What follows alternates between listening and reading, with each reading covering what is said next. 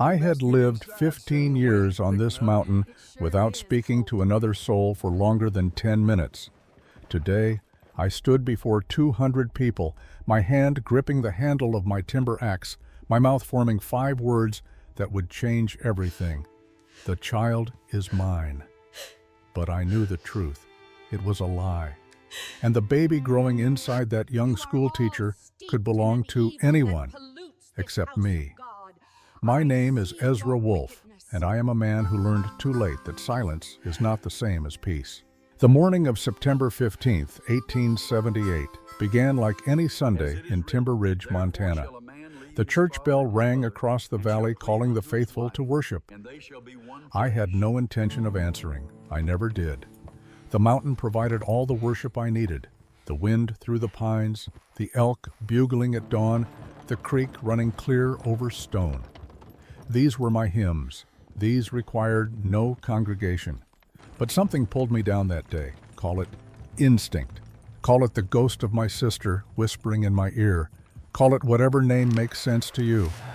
I only know I saddled my horse before I fully understood why, and rode the 5 miles down to town with a feeling in my chest like approaching thunder.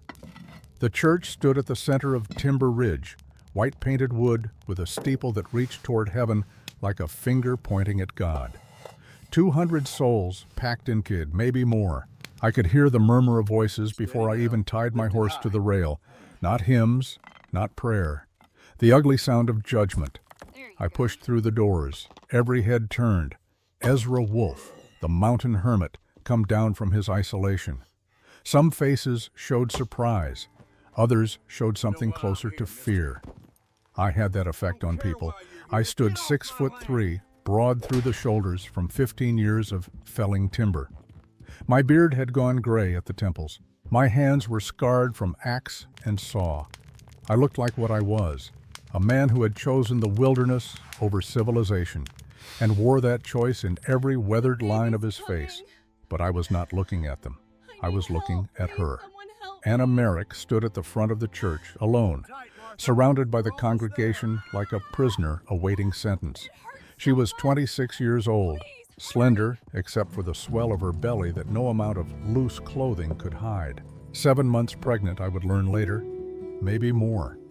Her dark hair was pulled back severely, her face pale, her hands clasped in front of her like she was trying to hold herself together through sheer will. I had seen her before, of course. Everyone in Timber Ridge knew the schoolteacher.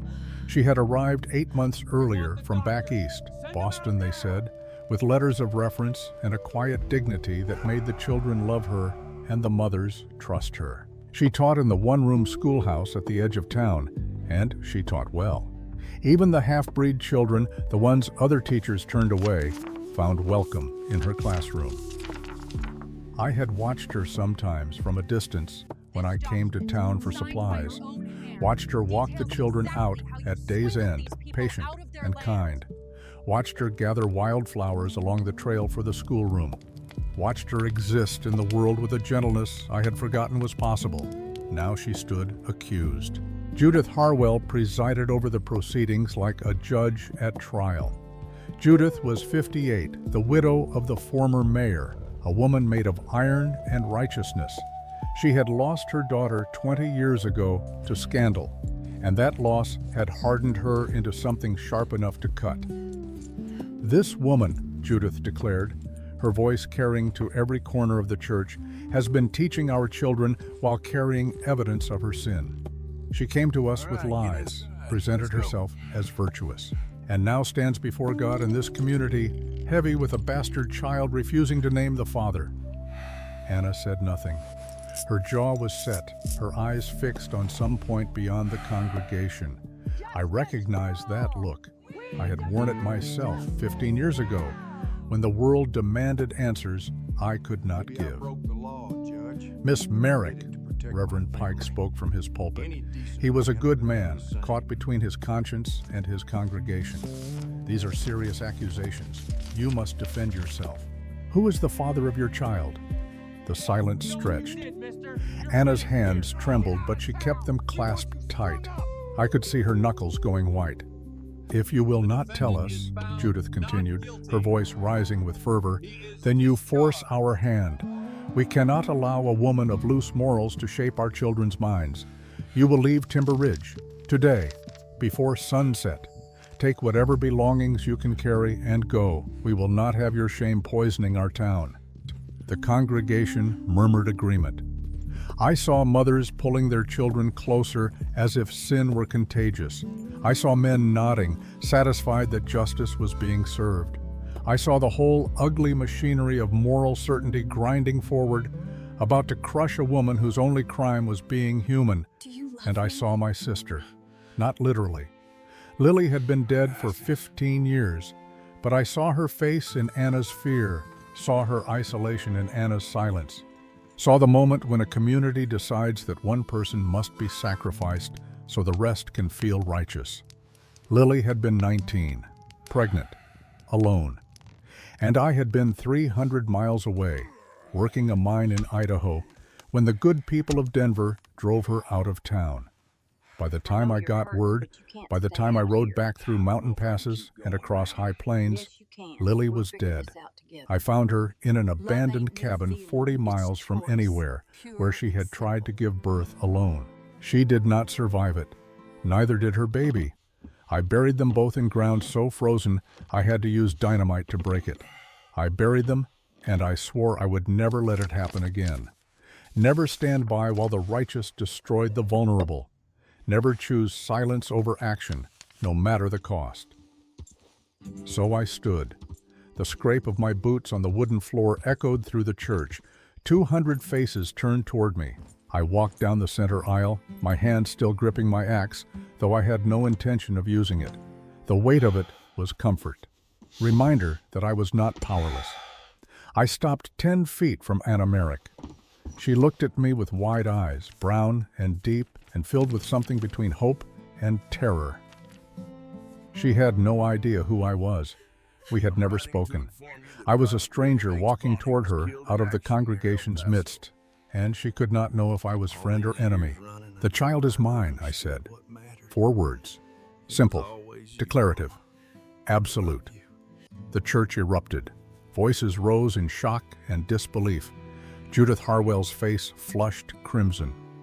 Reverend Pike gripped his pulpit like it was the only solid thing in a suddenly unstable world. That is impossible, Judith sputtered. You have never courted anyone. You barely come to town. This is an obvious lie. I turned my gaze on her. 15 years of mountain solitude had taught me something about silence and wait. I let both settle before I spoke. Mountain folks keep their business private, Mrs. Harwell. We do not parade our personal lives for public consumption. Miss Merrick and I have been meeting on the trail where she gathers wildflowers for the schoolhouse. I asked her to marry me last month. She said yes. It was a lie, every word. But I spoke it with the same certainty I would use to identify north or predict weather. Judith stared at me, searching for cracks in the story. I looked at Anna. Our eyes met. In that moment, a conversation happened without words. I was offering her a way out, a lie that could become truth if she was brave enough to claim it. The alternative was exile into a Montana winter, 7 months pregnant, with no money and no shelter. That was death. We both knew it. Anna took a breath. When she spoke, her voice was steady. It is true, she said. The church exploded again. Denials, accusations, demands for proof. Judith would not accept it. But Reverend Pike raised his hand for silence. If this is true, he said slowly, then the solution is clear. You will marry, today, before these witnesses, and the child will be legitimate. We will, I said. Reverend Pike performed the ceremony there, in front of the whole town. It took less than 10 minutes. We had no rings. Anna wore her plain teaching dress. I wore my work clothes, still smelling of pine sap and wood smoke. We spoke vows that meant nothing and everything. I promised to honor her. She promised to obey. We both lied and told the truth simultaneously. When it was done, Reverend Pike pronounced us man and wife. He did not tell me to kiss the bride. Perhaps he sensed that would be a step too far into the performance. I offered Anna my arm. She took it. Her hand was small and cold against my sleeve. Together we walked back down that center aisle, through the parted congregation, out into the September sunlight. My wagon waited outside, a simple flatbed pulled by a draft horse named Solomon. I helped Anna up onto the seat with a gentleness that surprised me. My hands, rough from years of labor, found a tenderness I did not know they still possessed. We rode in silence. The road from Timber Ridge to my cabin climbed steadily into the mountains. The town fell away behind us, replaced by forest. Ponderosa pine and Douglas fir, their trunks straight as cathedral columns. Aspen groves already turning gold with the first touch of autumn. The air grew cooler, cleaner, carrying the scent of earth and sap, and the promise of coming winter. 10 minutes passed. Anna sat rigid beside me, staring straight ahead. I let the silence hold. I understood shock, understood the need for time to process what had just happened. Finally, she spoke. "Why did you do that?" Her voice was quiet but not weak. There was steel underneath the question. "Because no one did it for my sister," I said. "You do not even know me. I know enough. You are kind to children others reject.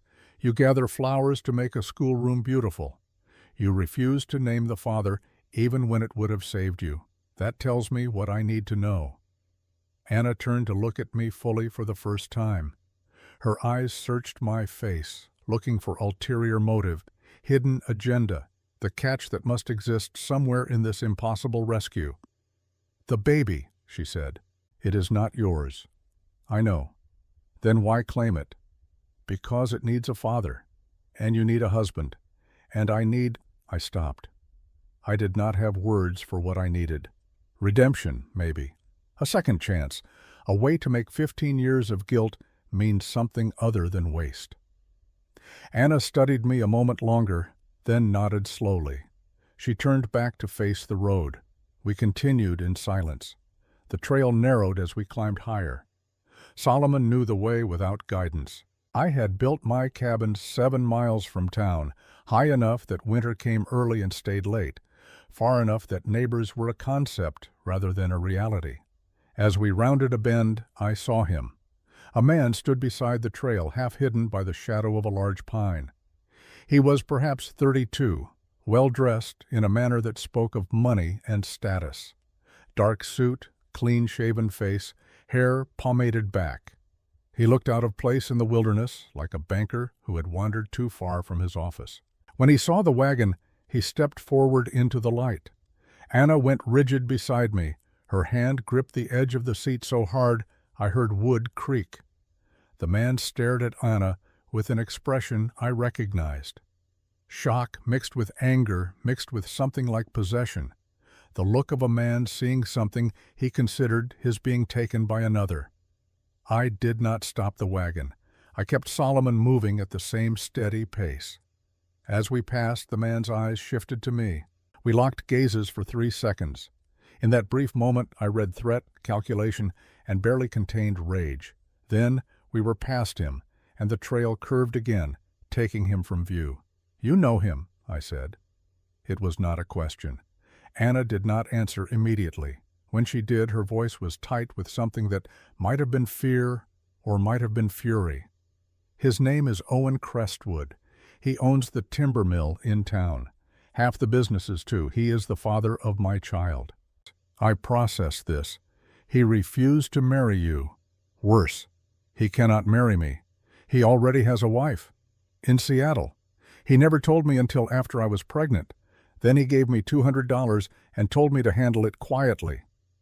The pieces fell into place. A married man, a young teacher, new to town, promises made in private and broken in daylight.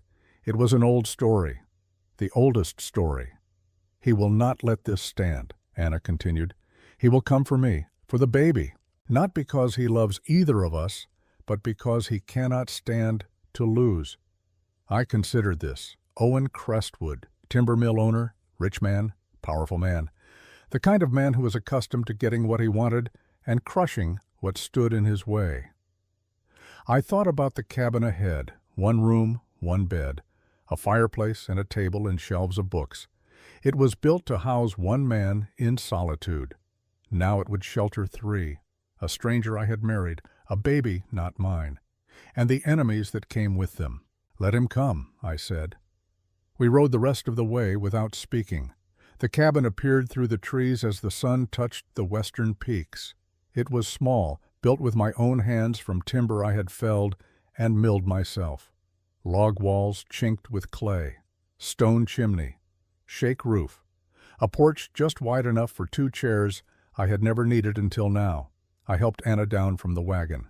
She stood looking at the cabin, at the mountains rising beyond it, at the clearing with its garden plot and woodshed and creek running clear over smooth stones. "This is your home," she said. "Ours now," I replied. Inside, the cabin was neat in the way of solitary men. Everything had a place. Everything served a function. The bed was in the corner, built solid with a frame of lodgepole pine and rope springs, and a table and 2 chairs near the fireplace. Shelves lined one wall, filled with books I had collected over the years: Thoreau, Emerson, Walt Whitman, Cherokee legends transcribed by missionaries, medical texts and farming manuals, knowledge gathered in the absence of company. Anna looked at the books with surprise. "You read," she said. "There is not much else to do on a winter night when darkness comes at 4 o'clock. She moved to the shelves, running her fingers along the spines. I did not expect this. Most people do not expect much from a mountain hermit. I find it useful to exceed low expectations. The corner of her mouth twitched, almost a smile. It transformed her face, made her look younger, less burdened. Then the exhaustion hit her. I saw it in the way her shoulders sagged, the way she had to catch herself against the table. "You should rest," I said. "Take the bed. I will sleep by the fire. We just married. The town will expect." She gestured vaguely at the bed, unable to finish the sentence. "I do not care what the town expects. You are safe here. That is all that matters." Relief washed over her face. She nodded, moved to the bed, sat down heavily. "Thank you," she whispered. "You do not need to thank me." "Yes, I do. What you did today, what you risked, your reputation, your peace, your whole life, for a stranger, that deserves thanks." I did not know what to say to that, so I said nothing. I went to build up the fire, to start coffee, to move through the familiar rituals of evening while this unfamiliar woman rested in my bed. Night fell. Anna did not sleep, despite her exhaustion. She sat on the edge of the bed, staring into the fire. I sat in one of the chairs, giving her space, waiting for whatever needed to come next. Finally, she spoke. "I should tell you the truth. All of it. You deserve that much. Only if you want to." "I want to." She took a breath. "My name is Anna Merrick." That part is true. I came to Timber Ridge 8 months ago from Boston. I taught at a private academy there, a good position, but I was dismissed for teaching additional lessons to colored students after hours. The board considered it inappropriate. She paused. I waited. I needed work. I needed to leave Boston. The Western Territories seemed like a place where the past mattered less than what you could do. So I came to Montana. Timber Ridge was hiring. They did not ask too many questions about why a Boston teacher would want a position in a town of 300 souls. "And Owen Crestwood?" Anna's face hardened. "He courted me, properly, or so I thought. Flowers, poetry, invitations to supper at the hotel. He told me he was a widower, that his wife had died 2 years prior. He spoke of loneliness, of wanting a family again. He was charming, educated, kind, I thought. When did you learn the truth?" 5 months ago, after I told him I was pregnant. He looked at me across his desk at the timber mill and said, "This is unfortunate. Not tragic, not wonderful, unfortunate, like I was a business setback." Then he told me about his wife, Eleanor. "She lives in Seattle. She is not dead. She is very much alive. Owen keeps her hidden because she is, in his words, fragile, mentally unstable. It would be scandalous to divorce her. So he keeps a wife in Seattle and a life in Montana. And apparently, I was not the first woman he had deceived." The fire crackled. I felt anger building in my chest, cold and controlled. "He gave me $200, Anna continued. "Told me there was a woman in Helena who could help me end the pregnancy he meant. I refused. I told him I would raise the child myself. He said I was foolish, that the town would destroy me when they found out, that I should take his money and disappear. I took the money. I intended to save it and leave in spring after the baby came. I thought I could hide it until then. But Judith Harwell found out. 3 weeks ago, she saw me being ill in the morning, put the pieces together. Once she knew, everyone knew. I tried to keep teaching, but the mothers started keeping their children home. The school board held an emergency meeting. They decided to let me finish the term if I would name the father and marry him. I refused to name Owen. I knew what would happen. He would deny it. His word against mine. A wealthy businessman against a disgraced teacher from back east. No one would believe me. So you chose silence. I chose dignity, or tried to, but Judith would not let it rest. She called the town meeting, demanded public accountability, and I had no defense except the truth, which no one would accept. Anna looked at me directly. Then you stood up, a stranger, a man I had never spoken to, and you lied to save my life. Why, Ezra Wolf? What moved you to do that? I stood, moved to the fireplace, stared into the flames, seeing not fire, but memory. I had a sister, I said, Lily. She was 19 when it happened, young, kind. She had dreams of being a teacher like you. She fell in love with a boy in Denver, Peter Strand, son of a banker. He promised to marry her, got her pregnant. Then his family stepped in. They paid the city council to drive Lily out, told her she was a whore, that she was lucky they did not have her arrested for solicitation. They gave her $10 and put her on a road out of town. My hands clenched. I was working a silver mine in Idaho, making money to send home to help Mother and Lily. I did not know any of this was happening. Lily wrote me a letter, told me she was in trouble, asked me to come home. But the letter took 6 weeks to reach me. By the time I got it, by the time I could leave the mine and ride back, 2 months had passed. I stopped. The next part never got easier. I found her 40 miles from Denver. She had tried to walk to a neighboring town, but the labor started early. She made it to an abandoned homestead cabin, died there, alone. The baby died too, a boy. I buried them both in the same grave.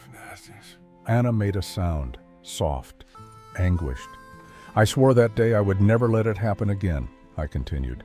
Never stand by and watch another woman destroyed the way Lily was. So when I saw you in that church, surrounded by people ready to cast you out into the wilderness with winter coming, I saw her. And I did what I could not do then. Silence filled the cabin. Then Anna said, I am sorry. I am so deeply sorry you lost her. Me too. But Ezra, she stood, moved closer. You saved me because of her memory, not because of who I am. You do not know me. You do not love me. This marriage is built on your guilt and my desperation. How can that possibly work? It was a fair question, the fairest question. I do not know, I admitted. But I know this. We made vows today, in front of God and witnesses. Those vows were born of necessity, but they are real now. You are my wife. That baby will be my child. I will protect you both. I will provide for you both. I will be a husband and a father, even if I have to learn how from scratch. And what do I owe you in return? I met her eyes. Nothing you are not willing to give freely. This cabin has one bed, but I meant what I said. You take it. I will sleep by the fire. When and if anything changes between us, it will be because we both want it, not because of obligation. Anna stared at me, searching for deception, for hidden expectation, for the trap that must exist somewhere. She found none, because there was none. Thank you, she said finally. Thank you for being the first man in a very long time to ask for nothing. We settled into an awkward domesticity. Anna took the bed. I laid out blankets by the fireplace. We did not speak more that night. She was exhausted from the day, from the trial, from the revelation of sudden marriage.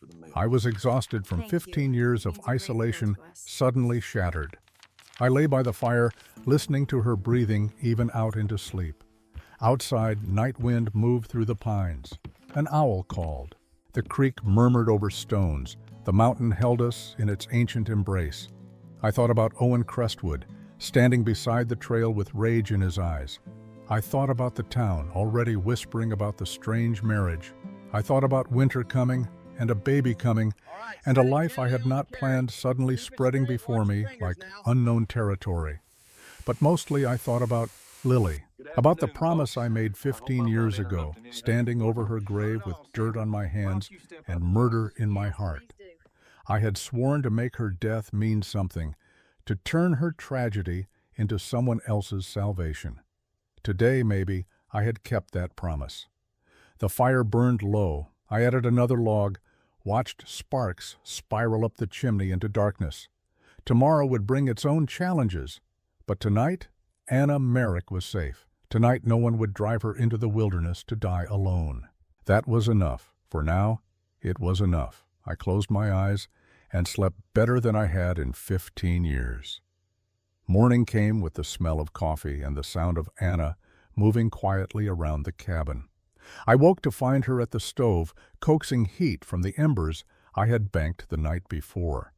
She had put on a different dress, simpler than the one she wore yesterday, and pulled her hair back in a practical braid. "You did not have to make coffee," I said, sitting up. "I wanted to be useful. You saved my life yesterday. The least I can do is brew coffee. You being here is enough." She poured 2 cups, brought one to me. Our fingers brushed as she handed it over. A moment of contact that felt strange and intimate despite its innocence. We drank in silence. The coffee was good, strong and bitter the way I preferred it. Anna had found the grounds and measured them correctly without asking. A small thing, but it spoke to her competence, her ability to adapt. "I should teach you the mountain," I said. "How to survive up here. Winter comes hard and fast. You need to know things." "Then teach me." We spent that morning in education. I showed Anna how to split kindling, how to stack wood for maximum drying, how to read the sky for weather. She learned quickly, her hands unused to the work but willing. I taught her which plants growing near the cabin were edible, which were medicinal, which would kill you if you made tea from them. She asked intelligent questions. She took nothing for granted. When I showed her how to carry water from the creek without spilling, she practiced until she could do it smoothly. When I demonstrated sharpening an axe, she watched with absolute attention. "You are a good student," I observed. "I am a teacher.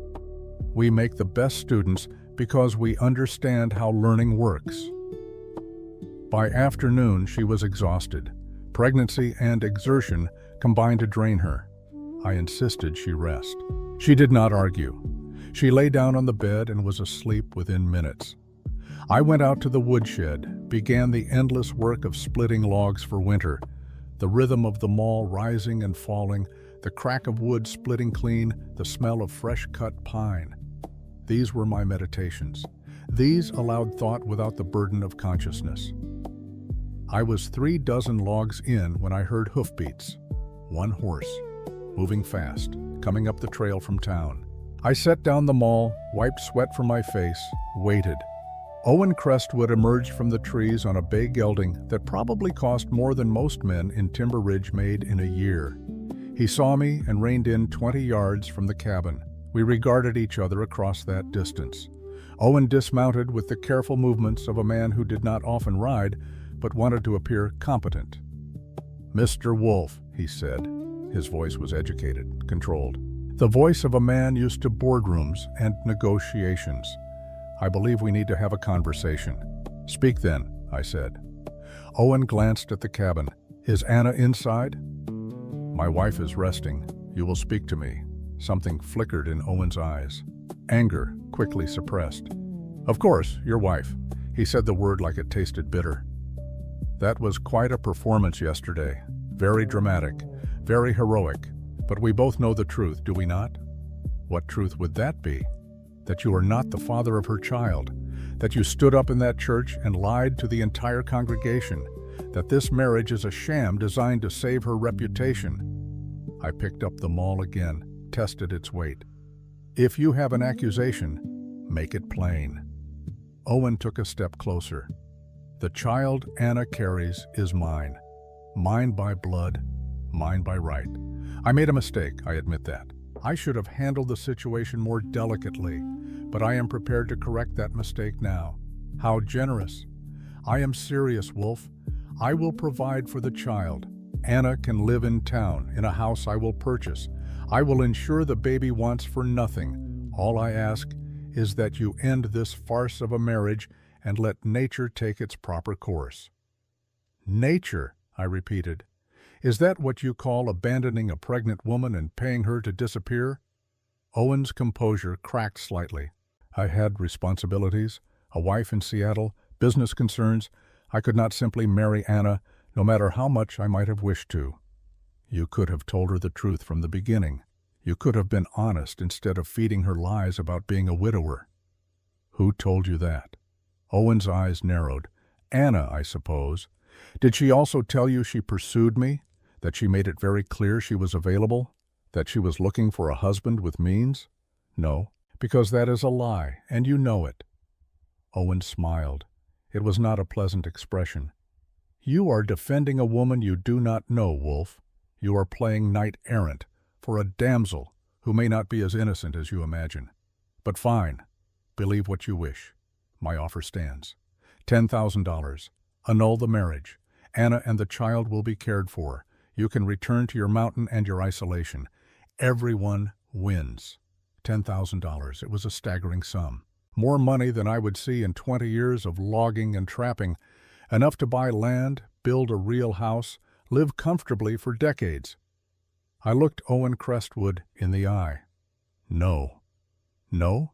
He seemed genuinely surprised. The child Anna carries will be raised in this cabin, by me, as my son or daughter. You will have no part in it. You will not visit. You will not send money. You will not claim any connection. You had your chance to be a father. You chose to be a coward instead. That choice is final. Owen's face darkened. You are making a serious mistake. I have made many mistakes in my life. This is not one of them. I own half of Timber Ridge. The mill, the general store, the hotel. I employ 60 men. I have influence with the sheriff, with the town council, with every person who matters. You are a hermit who lives in a shack and sells firewood. You think you can stand against me? I picked up a log, set it on the chopping block, split it with one swing of the maul. The two halves fell away clean. I think you should leave my property before I stop being polite, I said. Owen stared at me. I could see him calculating, weighing his options, trying to decide if I was bluffing. I was not bluffing. He must have seen that. He turned, mounted his horse with less grace than he had dismounted. This is not over, Wolf. I will have what is mine. You have nothing here. Go. He wheeled the horse and spurred it back down the trail. I watched until he disappeared into the trees. Then I went inside. Anna was sitting up in bed, pale, her hands pressed to her stomach. You heard, I said, all of it. Her voice shook. He will not stop. You understand that? Owen cannot stand to lose. He will use every resource he has to destroy us. Let him try. Ezra, you do not know him. You do not know what he is capable of. I crossed to the bed, knelt so we were eye level. Anna, listen to me. I have lived on this mountain for 15 years. I have survived winters that killed men. I have fought off wolves and bears. I have endured solitude that would drive most people mad. Owen Crestwood is a rich man with connections, but rich men can be resisted, and connections mean nothing up here. But in town, we do not need the town. We have this cabin. We have food. We have each other. For whatever that is worth, we will manage. Anna searched my face. You truly mean that? You would stand against him, for me, for a baby that is not even yours. The baby will be mine, I said firmly. The moment it is born, the moment I hold it, it will be mine in every way that matters. Blood is just blood. What makes a father is being there, keeping promises. That is what I intend to do. Tears spilled down Anna's cheeks. She reached out, took my hand, held it between both of hers. I do not deserve this, she whispered. I do not deserve you. You deserve better than what the world has given you so far. Maybe I can provide that, maybe I cannot, but I will try. We stayed like that for a long moment.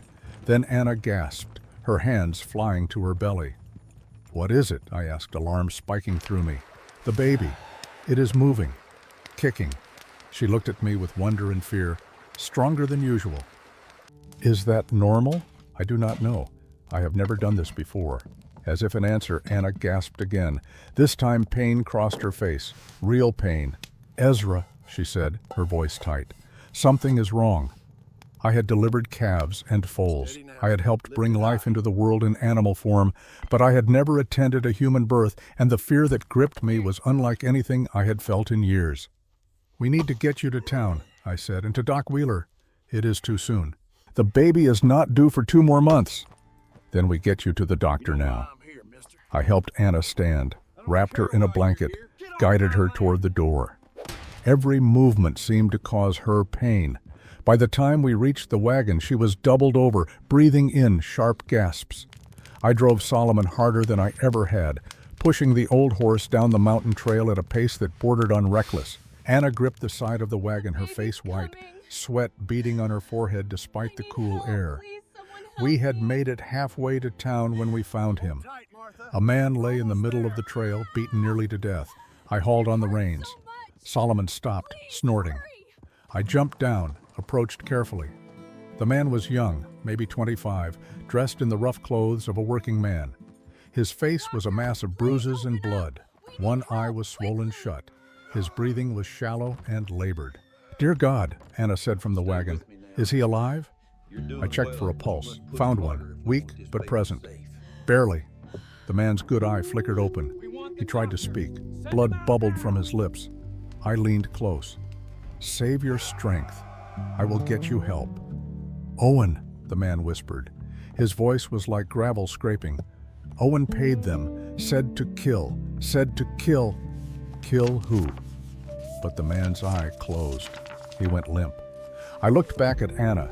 She stared at the unconscious man with horror. "We cannot leave him," she said. "We cannot carry him and get you to the doctor in time." "Then we carry him. We save everyone we can, Ezra. Is that not what you do?" She was right. And I hated that she was right, because it meant making an impossible choice less impossible. I lifted the beaten man as gently as I could, placed him in the wagon bed. He groaned but did not wake. Anna moved to sit beside him, her hand on his chest, monitoring his breathing. I climbed back onto the seat and drove us all toward Timber Ridge, toward Doc Wheeler, toward whatever came next. The ride took 20 minutes that felt like hours. Anna's pain came in waves. The beaten man's breathing grew more ragged.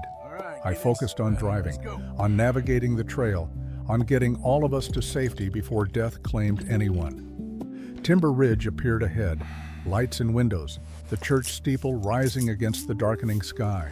I drove straight to Doc Wheeler's house at the edge of town, a 2-story structure with a sign hanging above the door.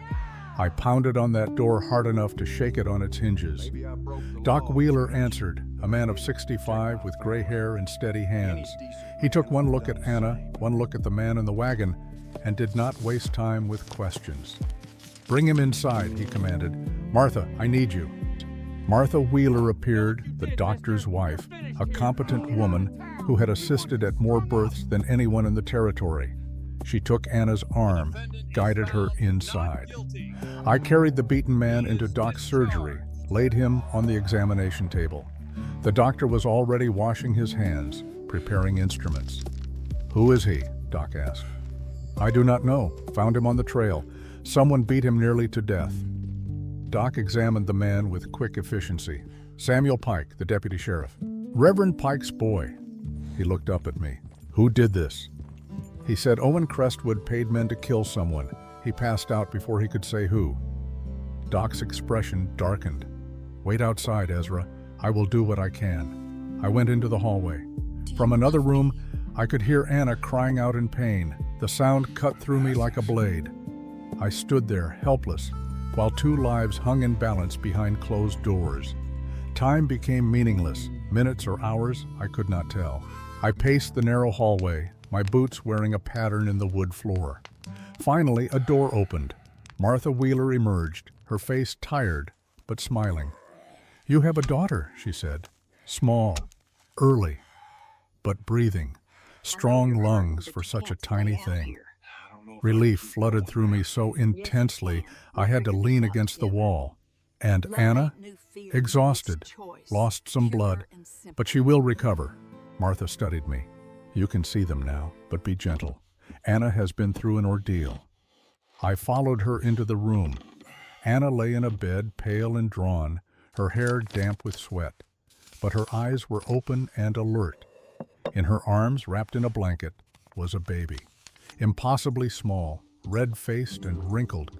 My daughter, not by blood but by choice, by promise, by the vow I had made. I crossed to the bedside. Anna looked up at me with exhaustion and something else. Gratitude, trust, maybe even the beginning of love. She is early, Anna said softly. 2 months early. Doc says she is strong, but she needs to be kept warm, needs to nurse often. I looked at the baby.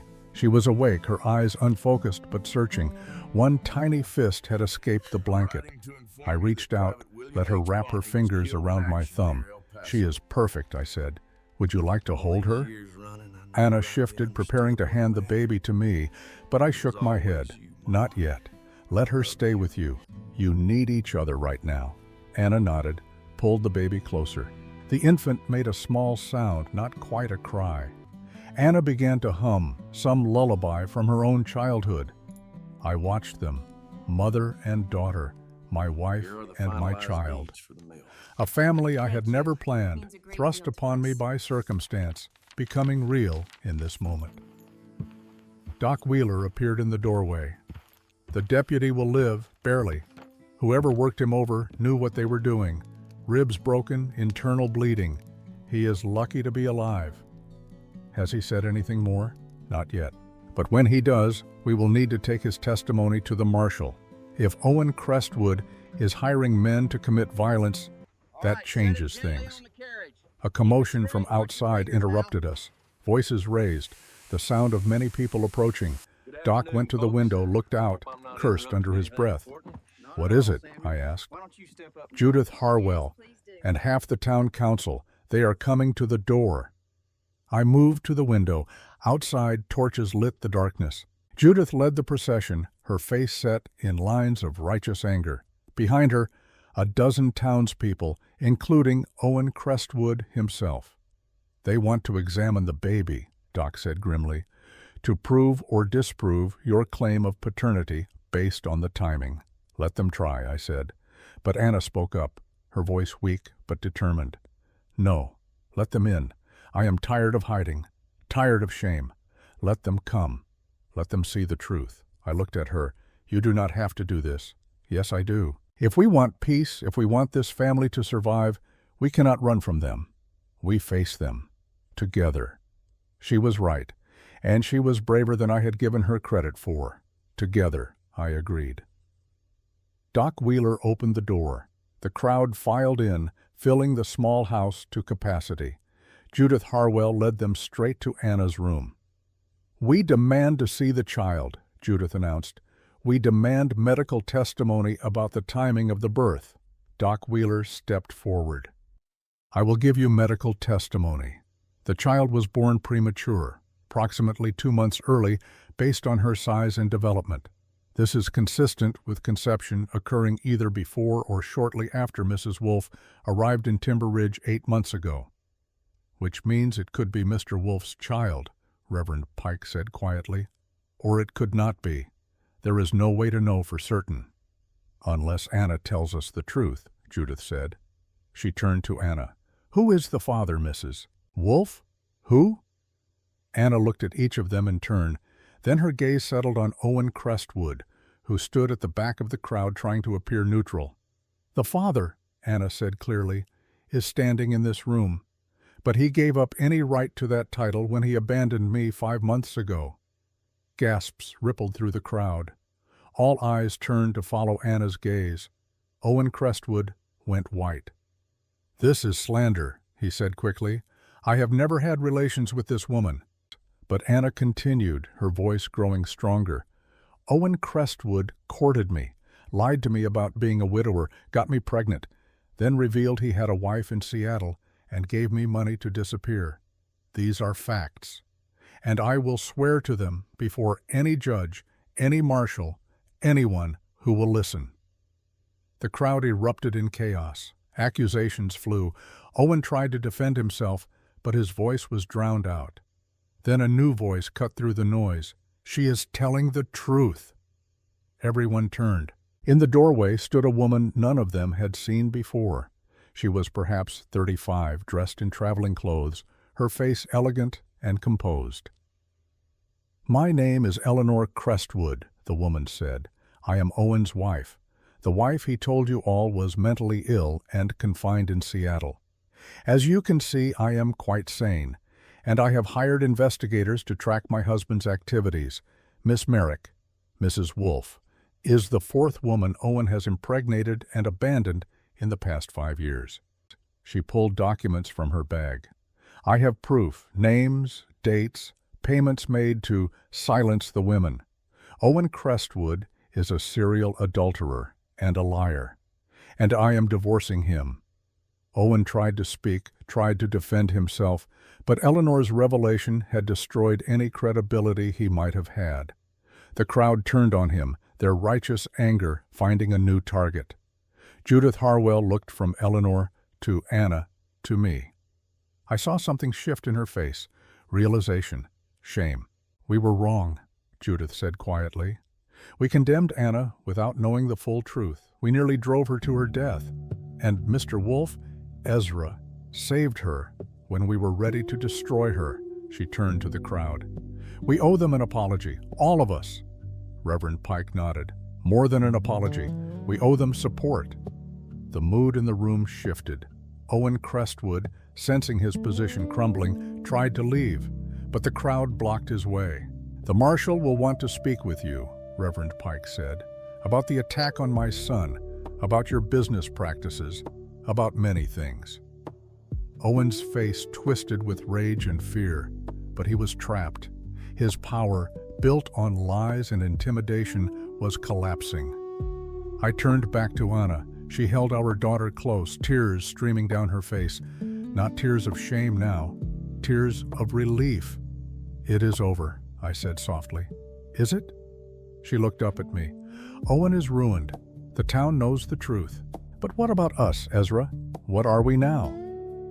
It was the question that mattered most. We had married out of necessity. We had become husband and wife to satisfy the town's demand for propriety. But what were we really? I looked at the baby in her arms, at this tiny life that had chosen to come into the world early, as if unwilling to wait for the proper time. I thought about Anna's courage in facing down the town, about her strength in speaking truth when silence would have been easier. "We are a family," I said. "Imperfect, unplanned, but real." Anna smiled through her tears. "Yes, we are." The crowd began to disperse. Judith Harwell lingered, approached Anna's bedside. "I judged you harshly," she said. "I see now I was judging myself, my own failures, my own guilt over what happened to my daughter. I am sorry." Anna reached out, took Judith's hand. "I forgive you." Those 3 words, simple and true, broke something in Judith. She wept. Anna held her hand and let her weep. Healing, I realized, was like that. Unexpected, uncomfortable, but necessary. The last to leave was Eleanor Crestwood. She paused at the door, looked at Anna. "Be happy," she said. "Build a good life. It is the best revenge against men like Owen, not destruction, but joy in spite of them." Then she was gone, and we were alone. Doc Wheeler checked on Anna and the baby one more time, declared them both stable, and left us to rest. I sat in the chair beside the bed. Anna dozed. The baby slept in her mother's arms. I watched them both, feeling something I had not felt in 15 years. Hope. The future was uncertain. Owen might find ways to make trouble. The town might whisper. Winter was coming, and we would face it in a small cabin with a newborn baby. There would be struggles, hardships, moments of doubt, but we would face them together. Anna stirred, opened her eyes. "Ezra, I am here. Will you hold her now, your daughter?" I hesitated. Then I nodded. Anna carefully transferred the baby into my arms. She was so light, so fragile. I held her like she was made of glass. The baby opened her eyes. They were dark, unfocused, but they seemed to look at me. She made a small sound, not a cry, a question maybe. "Hello, little one," I whispered. "Welcome to the world. I am your father. And I promise you this, I will keep you safe. I will love you. I will be there for every moment I can be. You are mine, not by blood, but by choice. And that is stronger than blood could ever be." The baby's tiny fist wrapped around my finger. She held on with surprising strength. Anna watched us with tears in her eyes. "She needs a name. What would you like to call her?"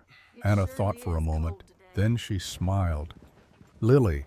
We should name her Lily, after your sister, so her memory lives on in joy instead of sorrow." The name hit me like a physical blow. I could not speak, could not breathe. The grief I had carried for 15 years rose up, but it was different now, transformed. Not the sharp pain of loss, but something softer, bittersweet, healing. "Lily," I repeated. "Yes, that is perfect." I looked down at the baby in my arms. Lily Wolf, my daughter. The second chance I never thought I would have. Outside, night deepened over Timber Ridge, but inside this small room, something new was being born. Not just a baby, but a family, built on lies that became truth, on strangers who became intimates, on promises made in desperation and kept in love. The mountain would still be there in the morning, the cabin waiting, the winter coming. But tonight, we had this moment, this beginning, and it was enough. 6 days passed in Doc Wheeler's house before he declared Anna strong enough to travel. 6 days during which Timber Ridge transformed around us, like a landscape after a storm reshapes itself into something unrecognizable. The news of Owen Crestwood's downfall spread through the territory faster than wildfire. His business partners at the timber mill held an emergency meeting and voted to remove him from the company. The town council launched an investigation into his financial dealings. Everywhere Owen had wielded power, that power now crumbled. But Owen himself had disappeared. The morning after Lily's birth, he vanished from Timber Ridge without a word to anyone. His house stood empty, his office at the mill locked and dark. Some said he had fled to Seattle to beg his wife for forgiveness. Others claimed he had gone east, back to whatever city had spawned him. No one knew for certain. I did not care where Owen went, as long as he stayed gone. Samuel Pike recovered slowly in the room next to Anna's. The deputy sheriff had been beaten within an inch of his life, but youth and stubbornness kept him alive. When he finally woke fully on the third day, he told his story to his father and to me. Owen had hired 2 drifters, men passing through town looking for work. Promised them $50 each to teach Ezra Wolf a lesson. Make it clear that certain things were not to be interfered with. Samuel had overheard them planning in the saloon, recognized my name, and tried to intervene. They turned on him instead, beat him unconscious, and left him for dead on the trail. "I am sorry I could not warn you in time," Samuel said, his face still purple with bruises. "But I am glad you found me when you did." "Thank Anna," I replied. "She is the one who insisted we stop." Samuel looked toward the wall separating the rooms. "She must be extraordinary, to risk herself and her baby for a stranger." "She is," I agreed. Now, on the 6th morning, we prepared to leave. Anna was still weak, but her color had returned. Lily had proven herself a fighter, nursing well despite her small size. Doc Wheeler gave us instructions on caring for a premature infant, warned us about signs of trouble, and packed a bag of medical supplies.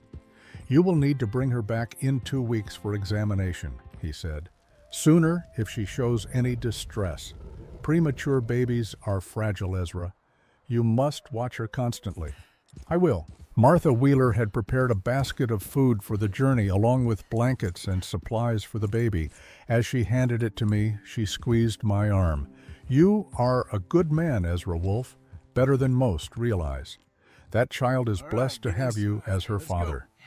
I did not know how to respond to that. so I simply nodded my thanks. The wagon was packed. Solomon waited patiently in the traces. I helped Anna up onto the seat, then carefully handed her the bundle containing Lily. The baby slept peacefully, unaware of the commotion around her. Half the town had gathered to see us off. Judith Harwell stood at the front of the crowd, her face composed but softer than I had ever seen it. "Mr. Wolf, Mrs. Wolf," she said formally, "I hope you will allow me to visit in the coming weeks. I would like to make amends properly." "You are welcome at our home," Anna replied. "Anytime." Judith nodded, visibly relieved. Then she did something that shocked everyone present. She reached into her bag and pulled out a small wooden box, carved with intricate flowers. "This belonged to my daughter Margaret," Judith said, her voice catching. "I have kept it for 20 years, unable to look at it without pain. But I think Margaret would want another baby to have it now, to have joy instead of sorrow." She handed the box to Anna. Inside was a silver rattle, tarnished with age, but still beautiful. "Thank you," Anna whispered. "We will treasure it." As we pulled away from Doc Wheeler's house, the crowd called out blessings and good wishes. It was a different departure than the one 6 days ago when we had raced to town in desperation. This time we left slowly, peacefully, a family acknowledged and accepted. The ride up the mountain took 2 hours. I kept Solomon to a walk, mindful of Anna's still healing body and the precious cargo in her arms. The September sun warmed us, but there was a crispness in the air that spoke of autumn deepening, winter approaching. Anna was quiet for most of the journey, gazing at the baby in her arms. But as we neared the cabin, she spoke. "Everything has changed, hasn't it? In less than a week, our entire world transformed." "Yes. Owen is gone.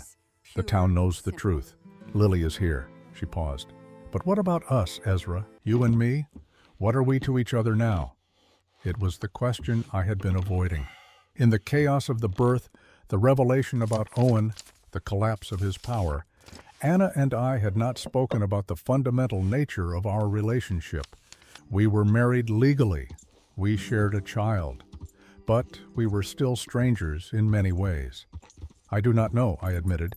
"We married out of necessity. We barely know each other, but we are bound together now, like it or not." "Do you like it?" Anna asked. "Having us in your life, disrupting your solitude?" I thought about the question. 15 years I had lived alone on this mountain, content in my isolation. Now my cabin would be filled with the sounds of a woman and a baby. My routines would be shattered, my peace interrupted constantly. "I do not mind it as much as I thought I would," I said carefully. Anna laughed, a sound I had not heard from her before. "What high praise! He does not mind us." Despite myself, I smiled. "Give me time. I am not accustomed to conversation. Then I will teach you. As you taught me to survive on the mountain, I will teach you to survive in company."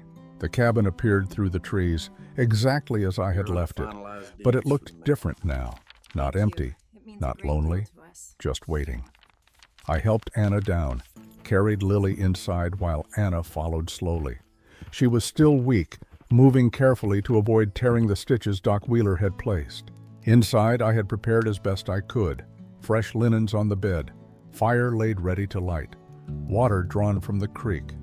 But the cabin was still sparse, still built for one man's minimal needs. Anna looked around, and I saw her taking inventory. One room, one bed, no separate space for privacy or comfort. "It is small," I said. "I know. I can build an addition come spring. Another room for you and Lily. Spring is months away. Where will we sleep until then? You and Lily take the bed. I will continue by the fire." Anna shook her head. "That is not sustainable, Ezra. You cannot sleep on the floor for months. You will destroy your back, and then who will care for us? What do you suggest?" She looked at the bed, then at me. "We are married. The town believes we are man and wife in truth. Perhaps it is time we acted the part, at least in some ways."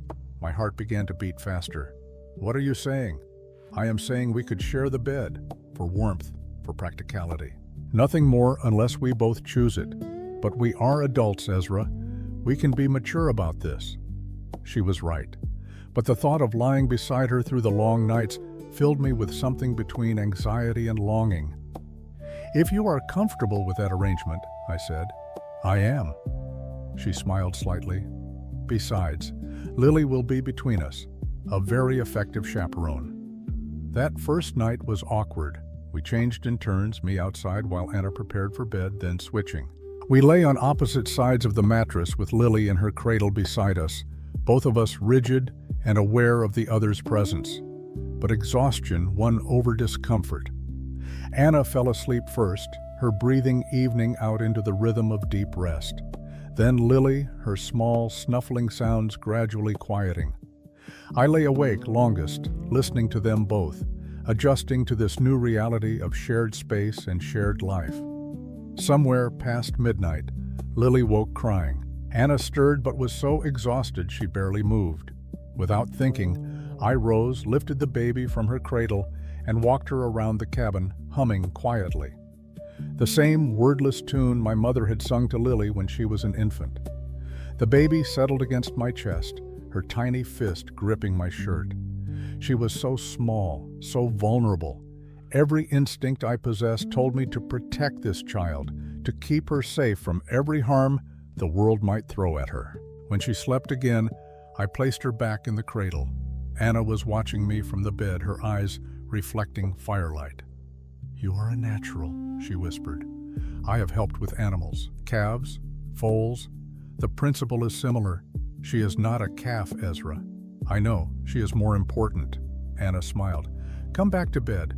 You need rest too." I did, and this time the awkwardness was less. We were too tired for discomfort. We slept. The days that followed fell into rhythm. I would wake before dawn, build up the fire, make coffee. Anna would wake when Lily woke, usually around sunrise. We would eat breakfast together, simple food but warm and filling.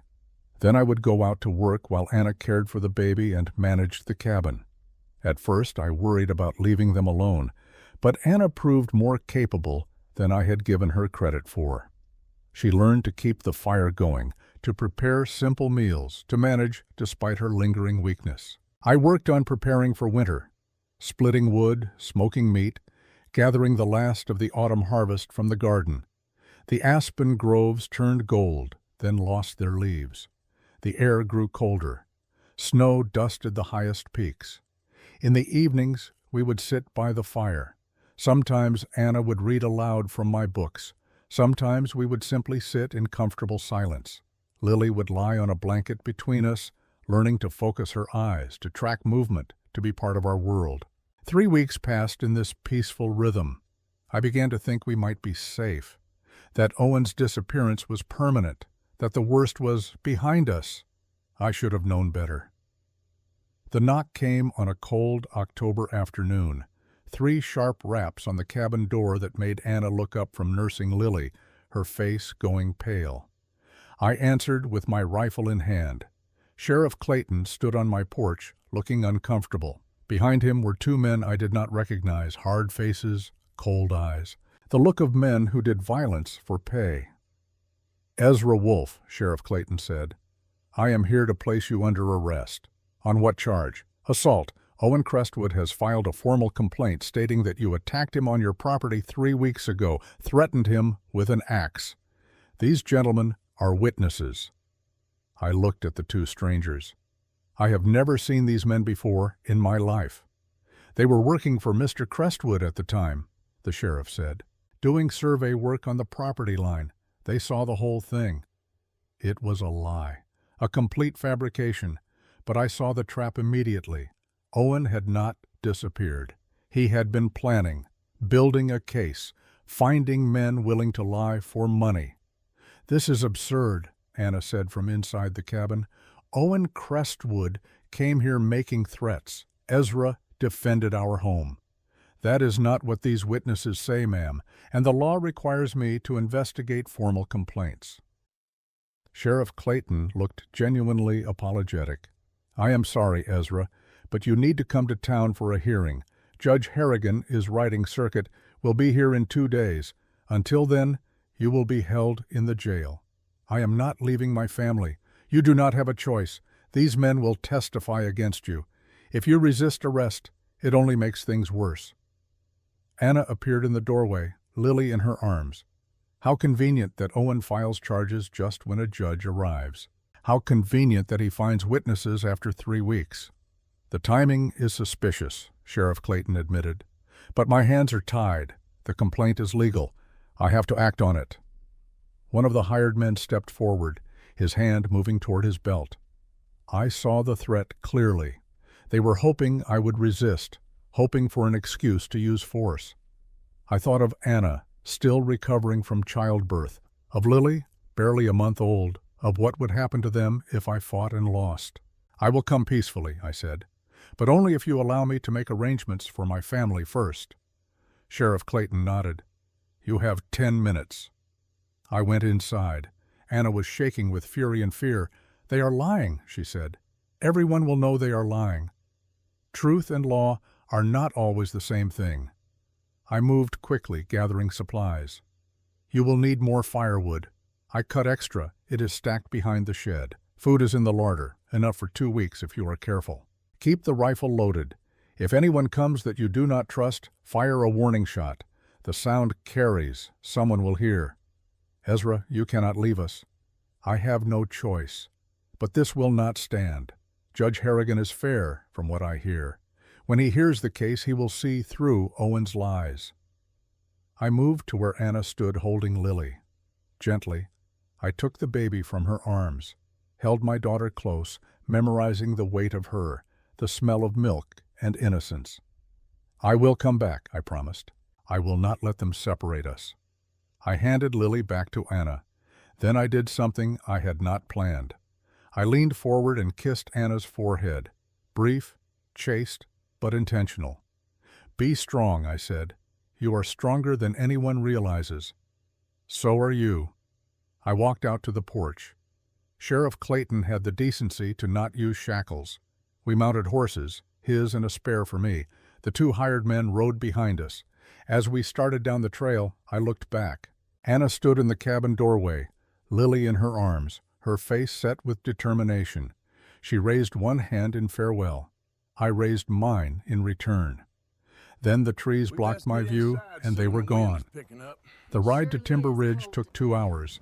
I spent it calculating. Owen had made a smart move. Arrest me, separate me from Anna and Lily, use the legal system as a weapon. If he could get me convicted of assault, he could argue that I was a violent man, unfit to raise a child. He could petition for custody of Lily on those grounds. The jail in Timber Ridge was a small stone building behind the town hall. 2 cells, rarely occupied. Sheriff Clayton led me inside, unlocked one of the cells. "I truly am sorry about this, Ezra, but I have to follow the law. Even when the law is being manipulated by a rich man with grudges?" Clayton sighed. "Especially then, because if I do not follow proper procedure, he will use that against us too." He locked the cell door. The sound of it closing echoed in the small space. "Your hearing is in 2 days," Clayton said. "Judge Harrigan will listen to both sides. Make sure you tell the truth, the whole truth. He is good at spotting liars." Then he left me alone. I sat on the narrow cot, staring at stone walls, thinking about Anna, alone in the cabin with a newborn baby, thinking about Owen Crestwood somewhere out there, pulling strings, building his revenge, but mostly thinking about the promise I had made to Lily. To be there, to protect her, a promise I was already failing to keep. Night fell. I did not sleep. Morning came with the sound of voices outside, many voices. I went to the small barred window and looked out. The town square was filling with people. More people than I had ever seen gathered in Timber Ridge. They carried signs. They were chanting something I could not quite make out. Sheriff Clayton entered the jail, looking harried. "You have supporters," he said. "Near 100 people demanding your release. Judith Harwell is leading them. Doc Wheeler, Reverend Pike, half the congregation. Why? Because word got out about Owen's charges, and people remember what you did for Anna. how you stood up when no one else would. They are not about to let Owen destroy you with lies. The cell door opened, but Clayton held up a hand. You are not free, not officially, but Judge Harrigan arrived early. He is convening an emergency hearing now in the church because the town hall cannot hold everyone who wants to attend. They escorted me to the church under guard. The building was packed, every pew filled, people standing along the walls, more outside looking through windows. When I entered, a cheer went up from one side of the room. Anna's side, I realized, the people who believed in us. On the other side sat Owen Crestwood and his remaining allies, fewer than I expected. His power had waned, but not disappeared entirely. Judge Harrigan presided from the pulpit. He was a man of 60, weathered by years of traveling the circuit, known for fairness and a low tolerance for nonsense. We are here to address charges of assault brought by Mr. Owen Crestwood against Mr. Ezra Wolf. Mr. Crestwood, present your case. Owen stood. He looked diminished somehow, less imposing than before, but his voice was steady as he spoke. Your Honor, 3 weeks ago I visited Mr. Wolf's property to discuss a private matter. During that conversation, Mr. Wolf became violent. He threatened me with a timber axe, told me to leave or he would, quote, make me leave. I feared for my life. These two men, working on a survey of the property boundary, witnessed the entire incident. The two hired men stood and corroborated Owen's story. They were convincing. They had rehearsed well. Judge Harrigan turned to me. Mr. Wolf, how do you respond? I stood. All right, get in. I admit Owen Crestwood came to my property. I admit I told him to leave, but I never threatened him with violence.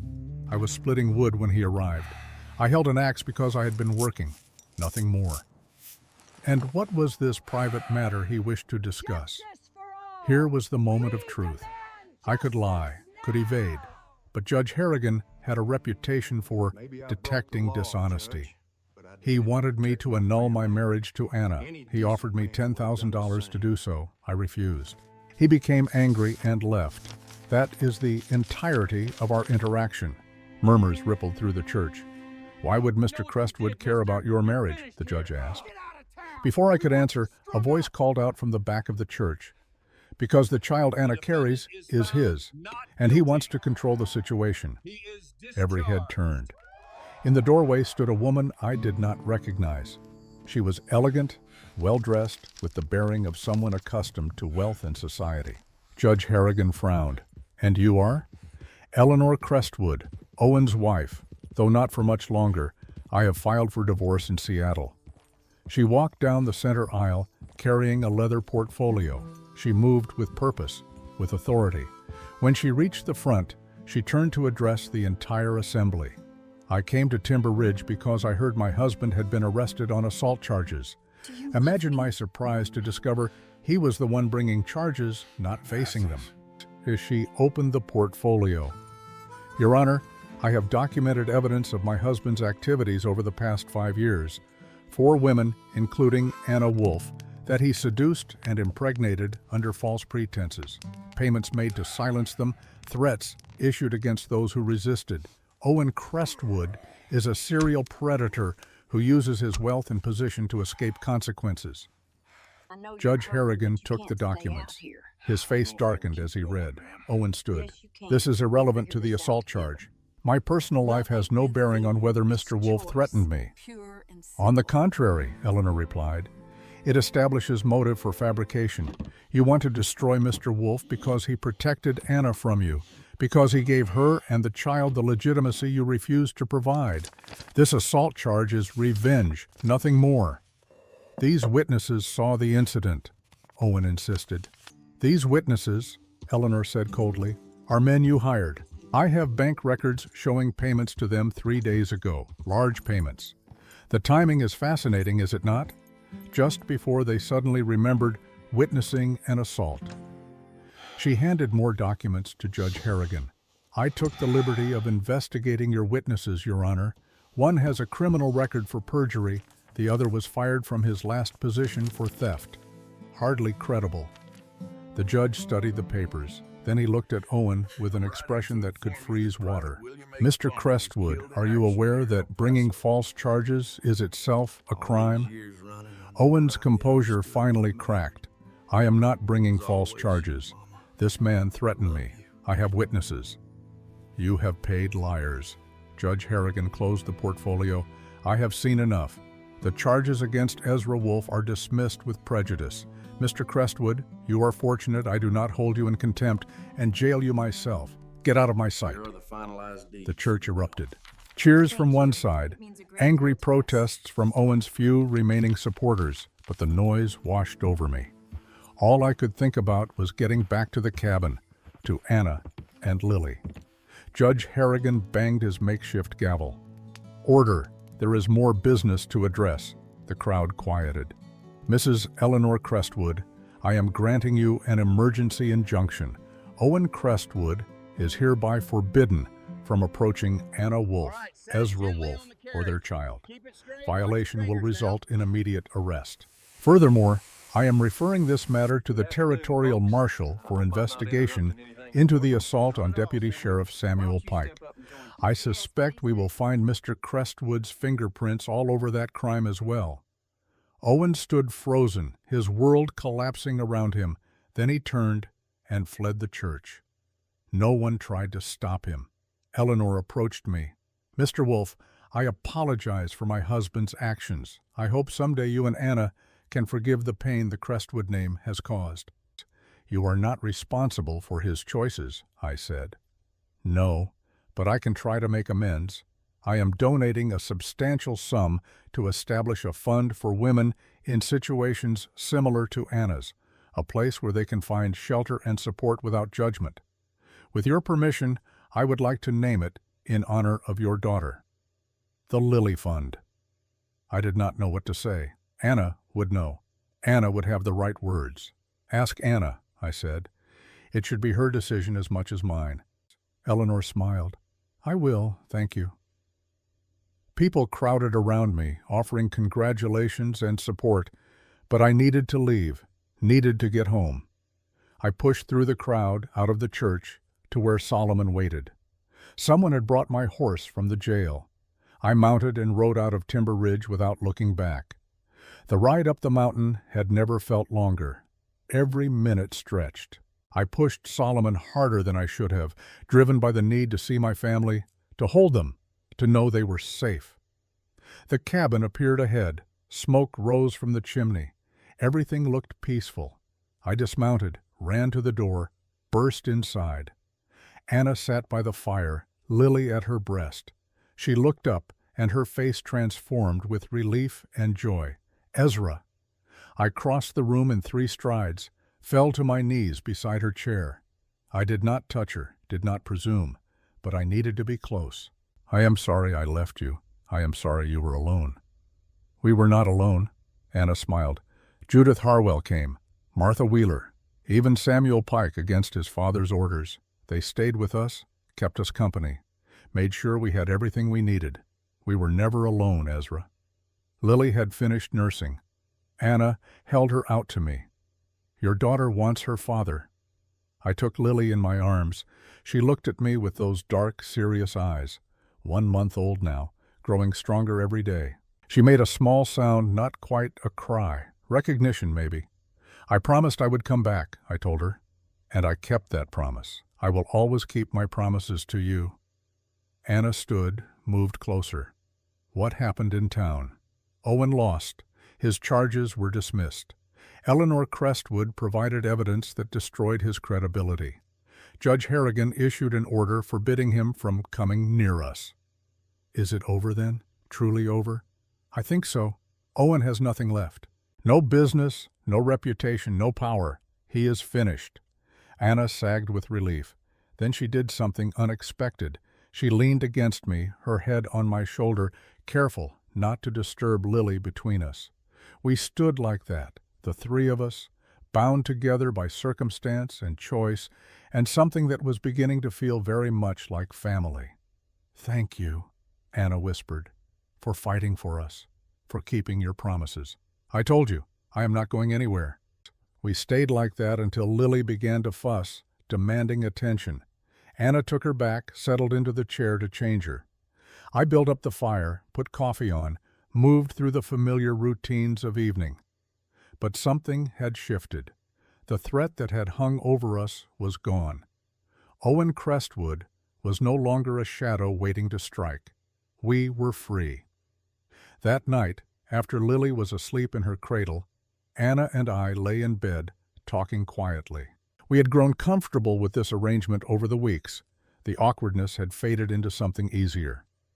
"Eleanor wants to create a fund," I said, "for women like you. She wants to call it the Lily Fund." Anna was quiet for a moment. "That is generous, more than generous. She asked for your permission, said it should be your decision. What do you think? I think Lily's name being associated with helping others would honor both her and my sister's memory. But it is your choice." Anna turned to face me in the darkness. "No, it is our choice. We are partners in this, Ezra, in raising Lily, in building a life. Everything from here on should be our decision, not mine or yours. Ours." The word hung in the air. Ours, a shared life, a shared future. "Then I say yes," I replied. "If you agree." "I agree." Silence settled. But it was not uncomfortable. It was the silence of two people learning to exist in the same space, learning each other's rhythms. "Ezra," Anna said after a while, "can I ask you something? Anything. When you claimed Lily was yours, when you stood up in that church, what were you thinking? What made you do it?" I thought about the question, about standing in that church, seeing Anna surrounded by judgment, making a decision that changed everything. I was thinking about Lily, my sister, about how no one stood up for her, about how I failed her by not being there. And I was thinking about you, about how wrong it was that you had to face that alone, and I was thinking that maybe this was my chance to make something right, to turn tragedy into redemption. And now, do you regret it? No. Even with all the trouble, even with Owen and the arrest and everything else, I do not regret it. "Neither do I," Anna said softly. "I thought I would. I thought marrying a stranger out of desperation would destroy me, but instead it saved me. You saved me. You saved yourself. I just gave you the opportunity." We saved each other then. She reached across the space between us, found my hand in the darkness. Her fingers intertwined with mine. It was the first time we had touched deliberately, with intention rather than necessity.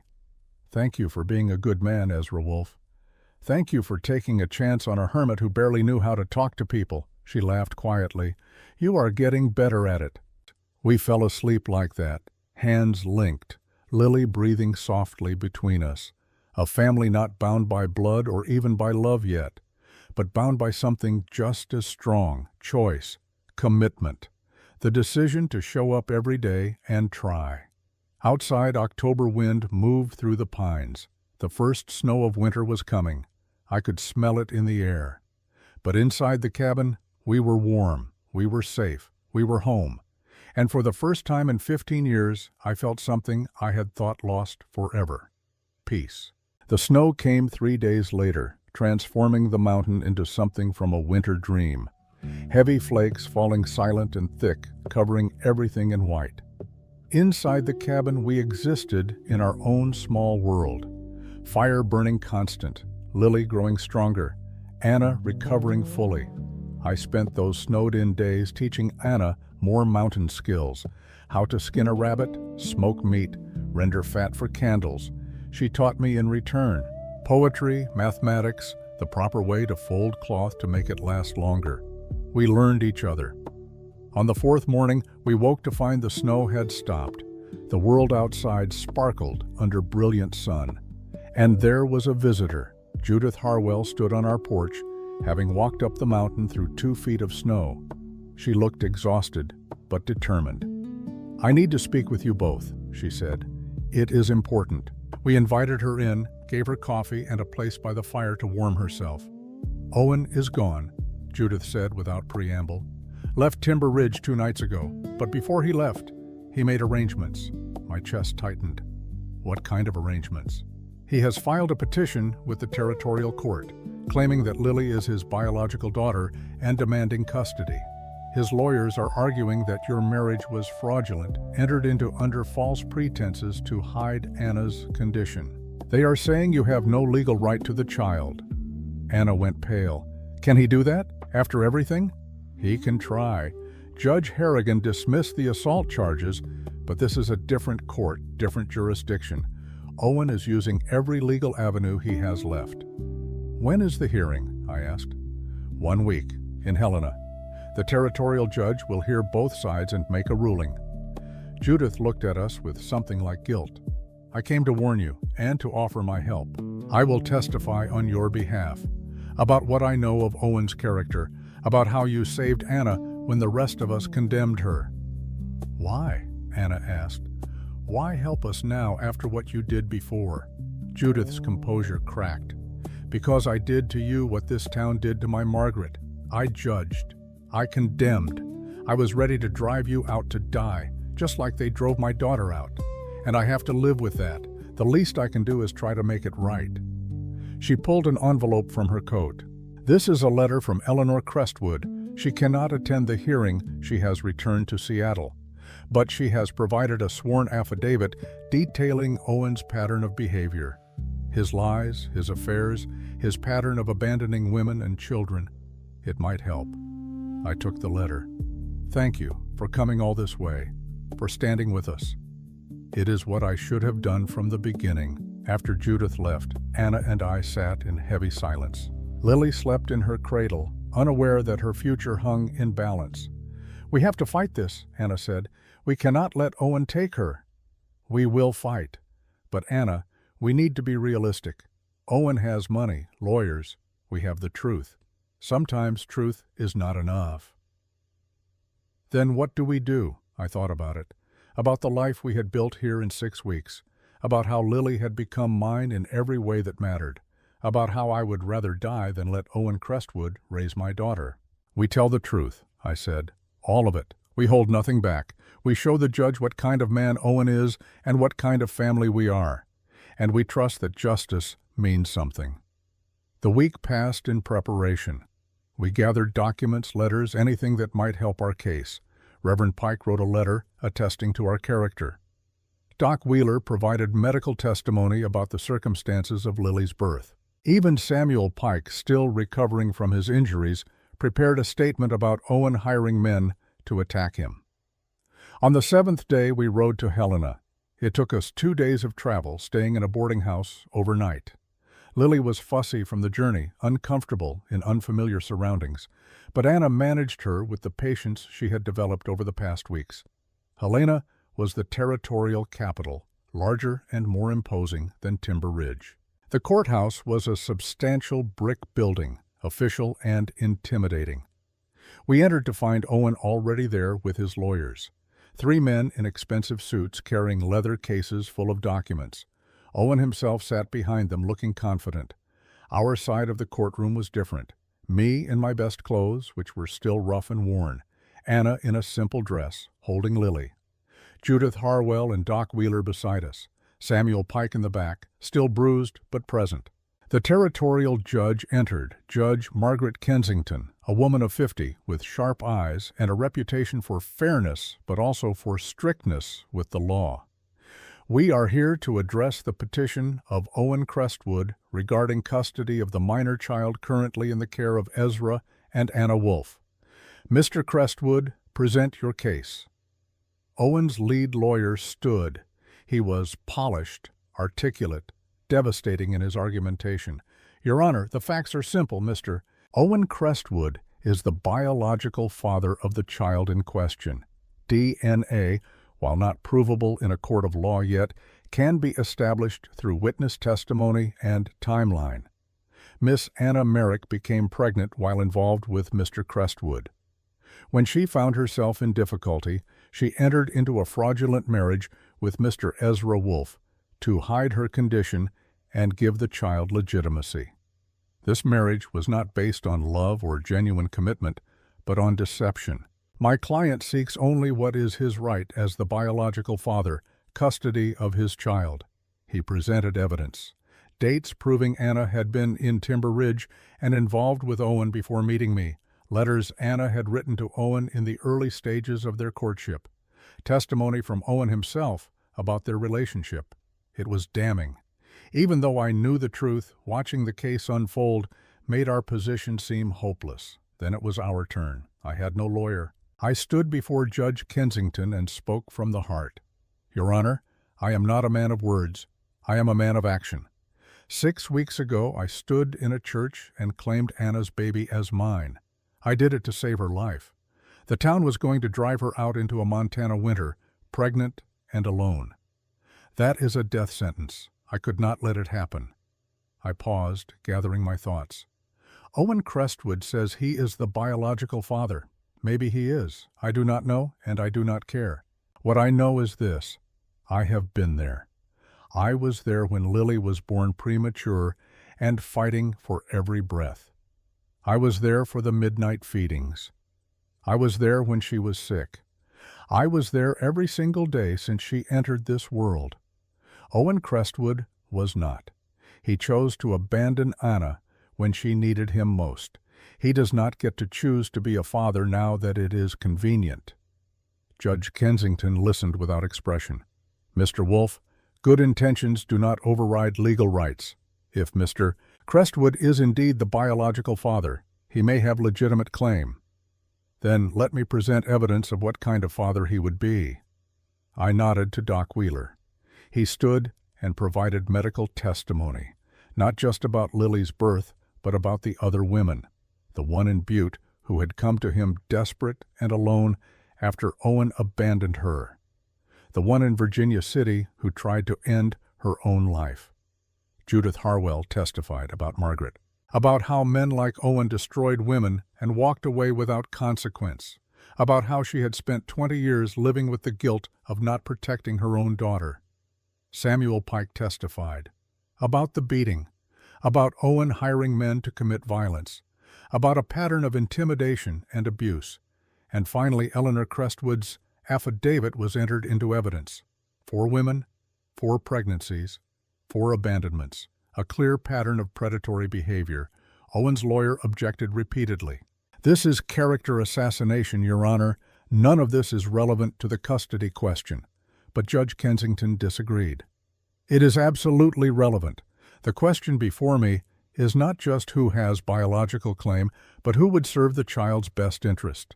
Continue. Anna testified last.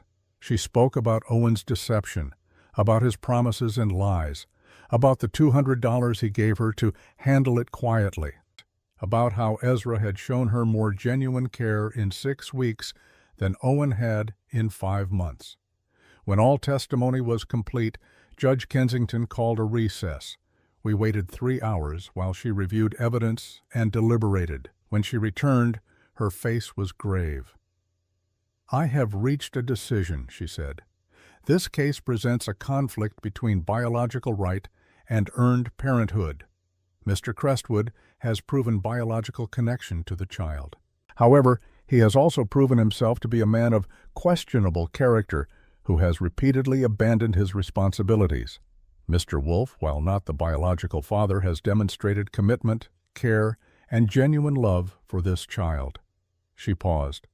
My heart hammered so hard I thought it might break through my ribs.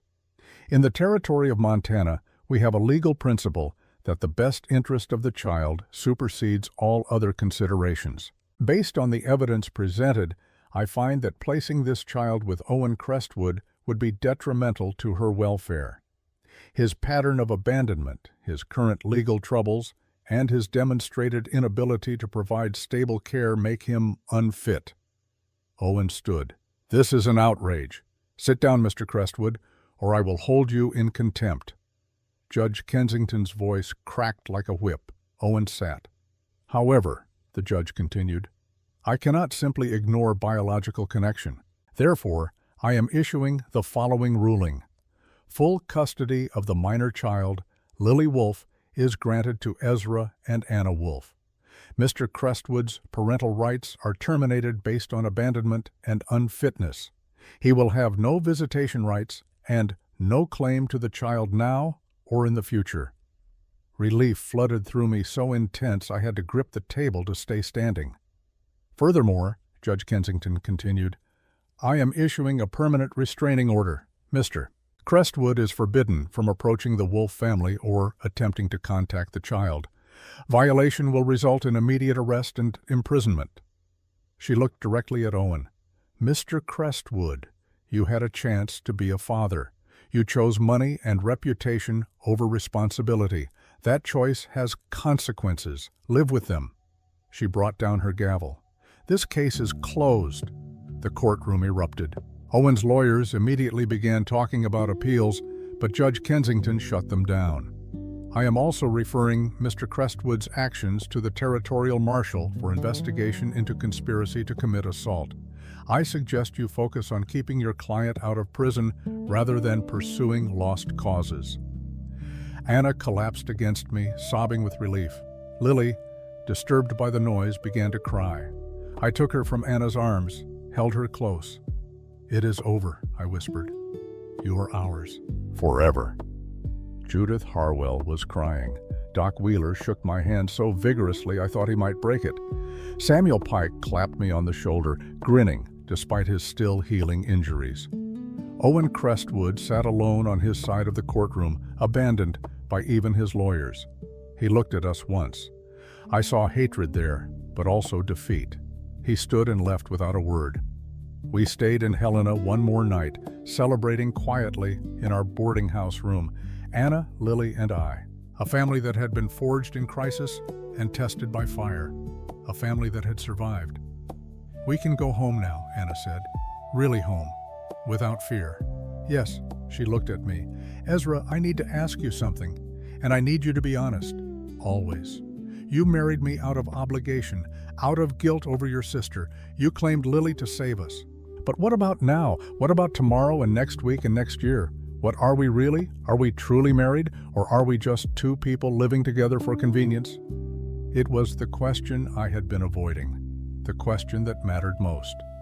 I thought about the past 6 weeks, about learning to share space with another person, about midnight feedings and shared meals and the gradual erosion of my solitude, about how Anna's presence had filled spaces in my life I had not known were empty. I do not know what love is supposed to feel like, I said slowly. I have been alone so long, I forgot. But I know this. I wake up thinking about you, about whether you rested well, whether Lily kept you up, whether you are happy. I work all day thinking about coming home to you. I look at you, and I want to know everything about you, your childhood, your dreams, what makes you laugh. That is not obligation, Anna. I do not know what to call it, but it is not obligation. Anna's eyes filled with tears. I feel the same. I do not know when it happened. Maybe when you taught me to split wood without complaint. Maybe when I watched you walk Lily at midnight humming songs you did not know you remembered. But somewhere along the way, you stopped being the stranger who saved me and became the man I cannot imagine living without. We looked at each other across the small room, Lily asleep between us. So what do we do? I asked. Anna smiled.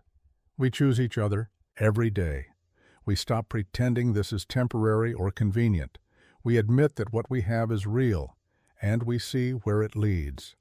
I choose you, I said. I choose you too. We did not kiss. We did not need to. The words were enough. That night, for the first time since we had married, we slept with no space between us. Lily in her cradle beside the bed, Anna's head on my shoulder, my arm around her. It felt right. It felt like home.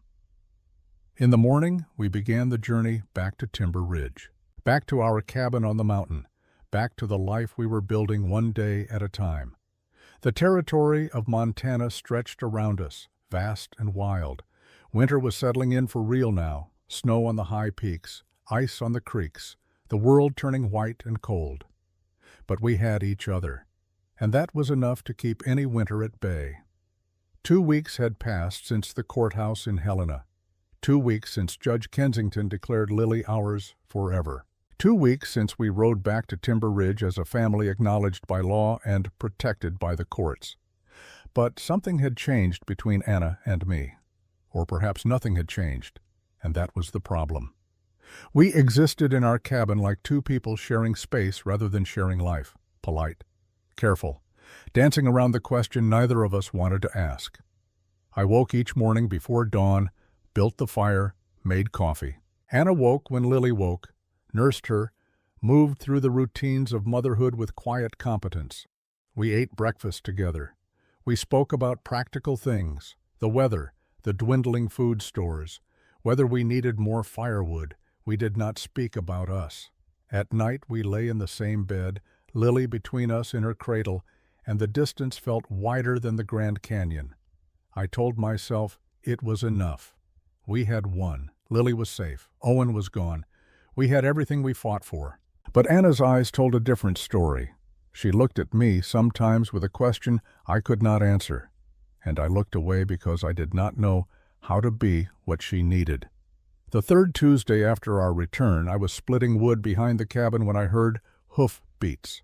One rider moving slowly up the trail. I set down the maul, wiped sweat from my face despite the November cold, and waited. Judith Harwell emerged from the trees on a sturdy mare. She looked older than her 58 years, worn down by grief and guilt. But there was something different in her face now. Peace, maybe, or the beginning of it. "Mrs. Harwell," I greeted her. "This is unexpected. I needed to speak with you, Ezra, with both of you, if Anna is willing." I called to the cabin. Anna appeared in the doorway, Lily on her hip. When she saw Judith, her expression shifted. Not hostile, but wary. "Come in," Anna said. "It is too cold to stand outside." Inside, Judith accepted coffee but refused food. She sat by the fire, gathering her thoughts, while Anna, nursed Lily, and I stood by the window watching clouds build over the peaks. "I have been thinking about Margaret," Judith said finally, "about all the years I spent angry, at her, at myself, at the world that took her from me. I thought my anger gave me purpose, made her death mean something. But all it did was poison everything I touched." She looked at Anna, "Including you. I tried to do to you what was done to Margaret, drive you out, destroy you, because some broken part of me thought if I could punish enough women, Margaret's death would hurt less." "I know," Anna said quietly, "but it did not work. It never works. Cruelty does not ease grief. It only spreads it." Judith reached into her bag and pulled out a thick envelope. "I am leaving Timber Ridge, going to live with my sister in St. Louis. But before I go, I wanted to do something that might matter. Something Margaret would have wanted." She handed the envelope to Anna. "This is the deed to my house in town, and $5,000. I want you to use it to create a place where women like you and like Margaret can find shelter. A place where they will not be judged or condemned. A place where they can be safe." Anna stared at the envelope. "Judith, this is too much." "It is not enough. It can never be enough to make up for what I did. But it is what I have to give." Judith's voice broke. "I cannot bring Margaret back. I cannot undo 20 years of bitterness. But maybe I can help make sure other young women do not die alone in the wilderness because their community failed them." Anna set Lily in her cradle and crossed to Judith. She took the older woman's hands. "Thank you," Anna said. "We will make it work. We will create something beautiful in Margaret's name." Judith wept then, silently but completely. Anna held her hands and let her weep. I stood apart, watching, thinking about redemption, about how it comes not through grand gestures but through small acts of courage, through choosing to be better today than you were yesterday. After Judith left, promising to return in spring to see the house transformed, Anna and I sat in heavy silence. "That was generous of her," I said. "It was necessary for her. She needed to give that away to be free of it. Will you do it? Create this shelter?" Anna looked at me. "Will we do it, you mean? We are partners in this, are we not?" "Are we?" The question hung between us. Anna stood, moved to the window where I stood. We looked out at the mountains together, not touching. "Ezra, I need to ask you something, and I need you to be honest, even if the truth is difficult." "Always." "Why did you marry me?" The real reason, not the story you told the town, not the reason you tell yourself late at night. The real, true reason. I had known this question was coming, had dreaded it for weeks. I married you because I could not save Lily, I said. My sister. She died alone because I was not there. And when I saw you in that church, I saw a chance to make her death mean something, to turn my failure into someone else's salvation. So you married me for Lily's memory. At first, yes. And now, Anna turned to face me fully. Now that we have won, now that Lily is safe and Owen is gone and we have everything we fought for, why do you stay, Ezra? Is it still for your sister's ghost, or is it for me? I wanted to lie, wanted to give her the answer that would make this easier. But she deserved truth. I do not know, I admitted. I have been alone for so long, I forgot how to be with another person. I do not know if what I feel is love or just gratitude that you are here. I do not know if I want you, or if I just want to not be alone anymore. Pain flashed across Anna's face, but also something like relief. At least I had been honest. Then, I need to know something else, she said. If I left, if I took Lily and went to live in town, in Judith's house, to run this shelter, if I gave you back your solitude, would you miss me, or would you miss the idea of family? The question hit like a physical blow. Would I miss her, or would I miss having someone to cook breakfast for, someone to come home to, someone to fill the silence? I do not know, I said again, and hated myself for the admission. Anna nodded slowly. Then I think we need time apart to figure out what we actually want, not what we think we should want, not what saved us in a moment of crisis, but what we truly want for the rest of our lives. You are leaving. I am going to town. To start transforming Judith's house into Margaret's Haven, that is what I will call it. Margaret's Haven, a place where women can find shelter and support. She paused. You can visit. You can see Lily whenever you want. But I need to know that if you come, it is because you choose to, not because you feel obligated. Anna, do you love me, Ezra Wolf? Not the idea of me, not the family we represent. Me. The woman who snores sometimes and who burns breakfast and who is terrified she will fail as a mother. Do you love that person? I looked at her, at Anna Merrick Wolf, who had survived abandonment and scandal and judgment, who had fought for her child with a fierceness that awed me, who read poetry by firelight and laughed at my terrible jokes and made our cabin feel like home. And I realized I did not have an answer, not an honest one. I need time to figure that out, I said. Then take it. I will be in town. When you know the answer, come find me. She packed that afternoon. Not everything, just clothes for her and Lily, some books, the necessities. I helped load the wagon, feeling like I was loading up my own heart to be carried away. Before she climbed up to the seat, Anna turned to me one last time. I am not angry, Ezra. I am grateful. You saved my life. You gave Lily your name. You stood against the whole world for us. That matters. That will always matter. But I cannot live with someone who stays out of obligation. I deserve to be chosen, not saved. Chosen. I understand. Do you? She studied my face. I hope so. Because I am choosing you, Ezra. Every day since we married, I have been choosing you. I wake up and choose to love the mountain hermit who barely talks. I choose to love the man who walks Lily at midnight humming songs he does not remember learning. I choose to love someone who might not love me back. And I will keep choosing you until you can choose me in return, or until I cannot anymore. She climbed into the wagon. Lily, wrapped in blankets, made small sounds from her basket. Anna picked up the reins. Goodbye, Ezra. Goodbye, Anna. I watched the wagon roll down the trail until the trees swallowed it whole. Then I stood in the clearing, alone, surrounded by the silence I had once craved and now found unbearable. The cabin felt wrong without them, too empty, too quiet. I went through the motions of evening, built up the fire, made coffee I did not drink, sat in the chair where Anna usually sat and felt her absence like a missing limb. Night fell.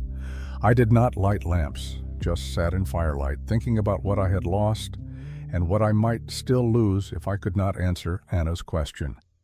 Did I love her? Or did I love the idea of redemption she represented?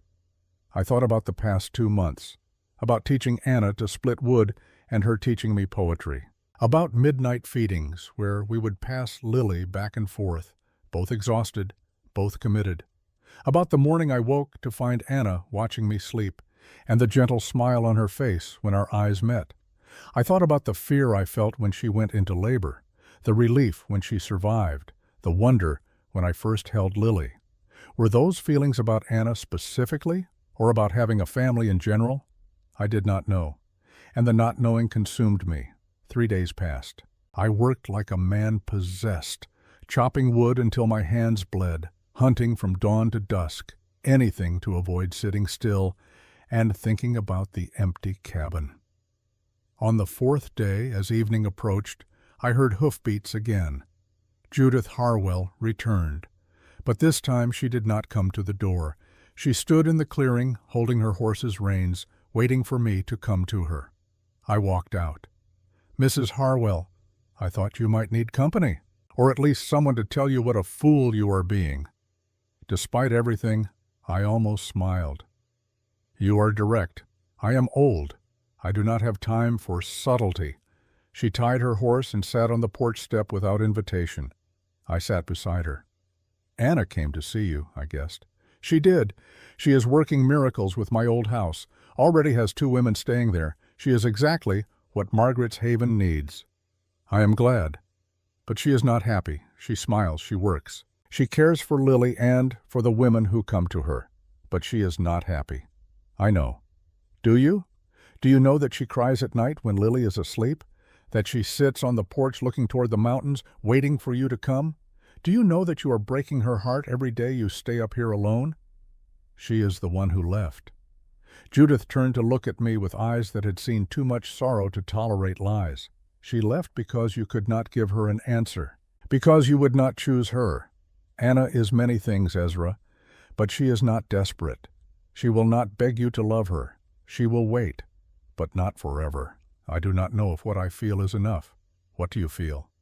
I struggled for words, empty without her, complete with her, terrified that I am not good enough, terrified that she will realize I am not good enough and leave anyway. That is fear talking, not love or lack of love, fear. What if I am incapable of love? What if 15 years alone broke something in me that cannot be fixed? Judith was quiet for a long moment. Then she said, "Let me tell you about Margaret, my daughter. She was 19, beautiful, kind. She fell in love with a man who promised her the world and gave her nothing but shame. When she told me she was pregnant, I was angry. At her, at him, at the whole situation. And in my anger, I said terrible things." Her voice broke. "I told her she had destroyed our family's reputation, that she was a disappointment, that she needed to leave and not come back until she had handled it.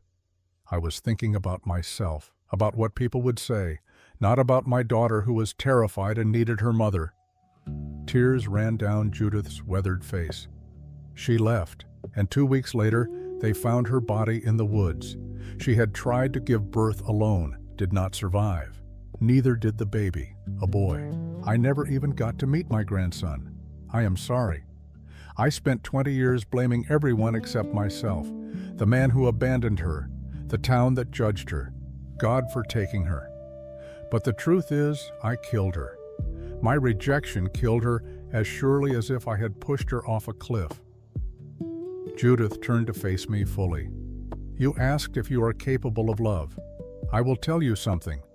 Love is not a feeling you have or do not have. It is a choice you make every single day.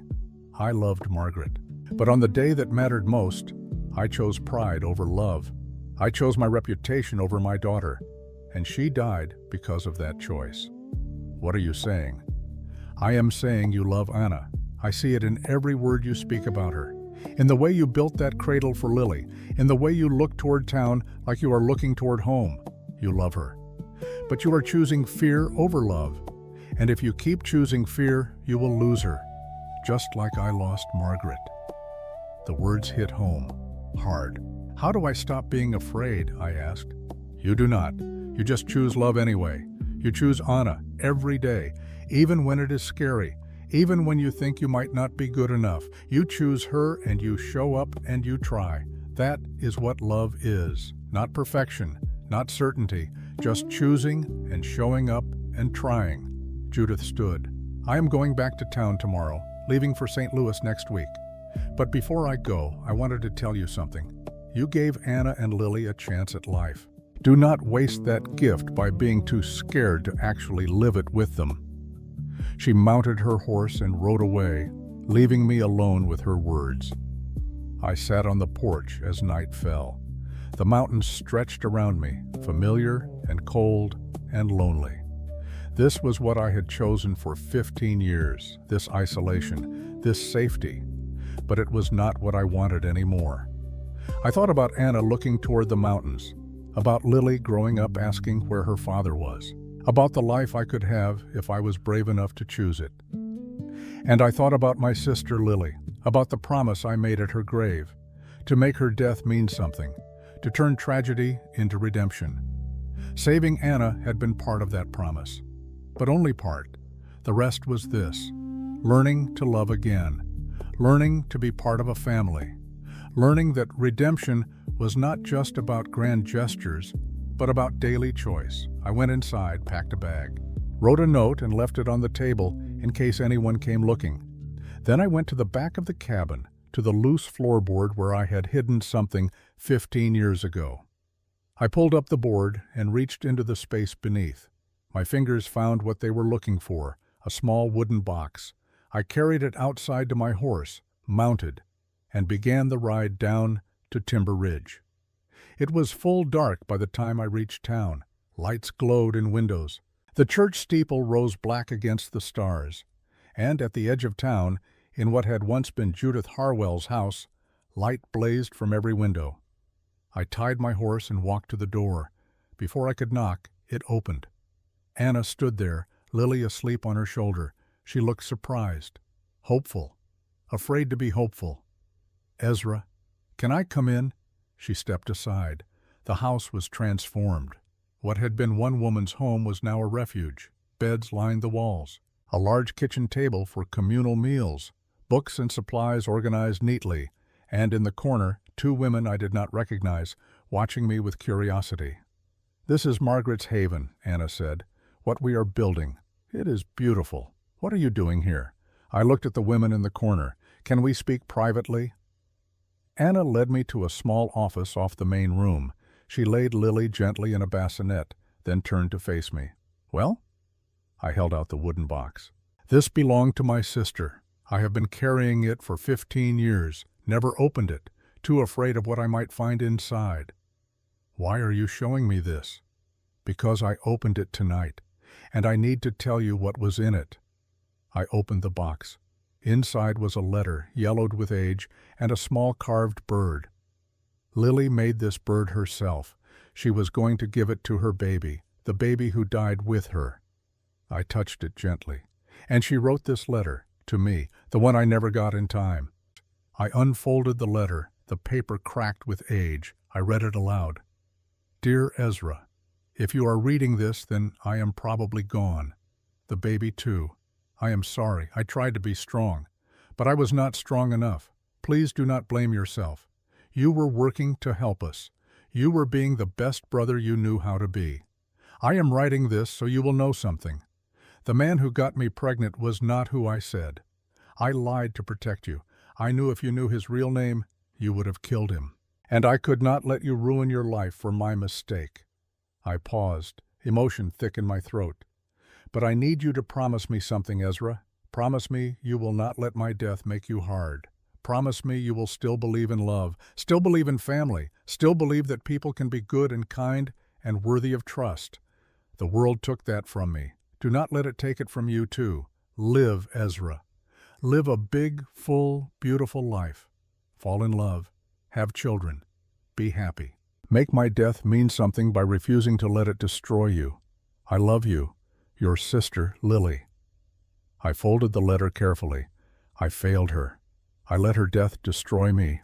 I spent 15 years on that mountain alone, convinced that isolation was safety, that if I never loved anyone, I could never lose anyone. I made her death mean the opposite of what she wanted. Anna's eyes were filled with tears. But then I met you, I continued, and you taught me something. You taught me that hiding from life is not the same as living it, that safety is not the same as happiness, that love requires risk, but the risk is worth taking. I set down the box and took Anna's hands. I love you, Anna Wolf, not because you need saving, not because of what you represent. I love you because you are brave and kind, and you make terrible jokes that somehow make me laugh anyway. I love you because you read poetry with passion, and you burn breakfast without apology, and you fight for what matters with everything you have. I love you, specifically you, the woman standing in front of me right now, and I choose you, not out of obligation, not out of guilt. I choose you because a life with you is the life I want. Anna's tears spilled over. You mean that? I mean it. I should have said it weeks ago. I should have said it every day since we married. But I am saying it now. I love you. I choose you. And if you will have me, I want to spend the rest of my life proving it. Anna laughed through her tears. You are terrible at timing. I know. You made me wait weeks to hear this. I know. I am sorry. You let me move all the way to town and set up this entire house before you figured it out. I know. I am an idiot. Yes, you are. She pulled me close. But you are my idiot, and I love you too. I choose you too, every day, forever. We kissed then, really kissed. Not the chaste peck at our wedding, or the desperate connection after Lily's birth, but a real kiss. The kiss of two people choosing each other with full hearts and clear minds. When we pulled apart, Anna was smiling. So what happens now? She asked. I have an idea, I said. But you will have to trust me. Always.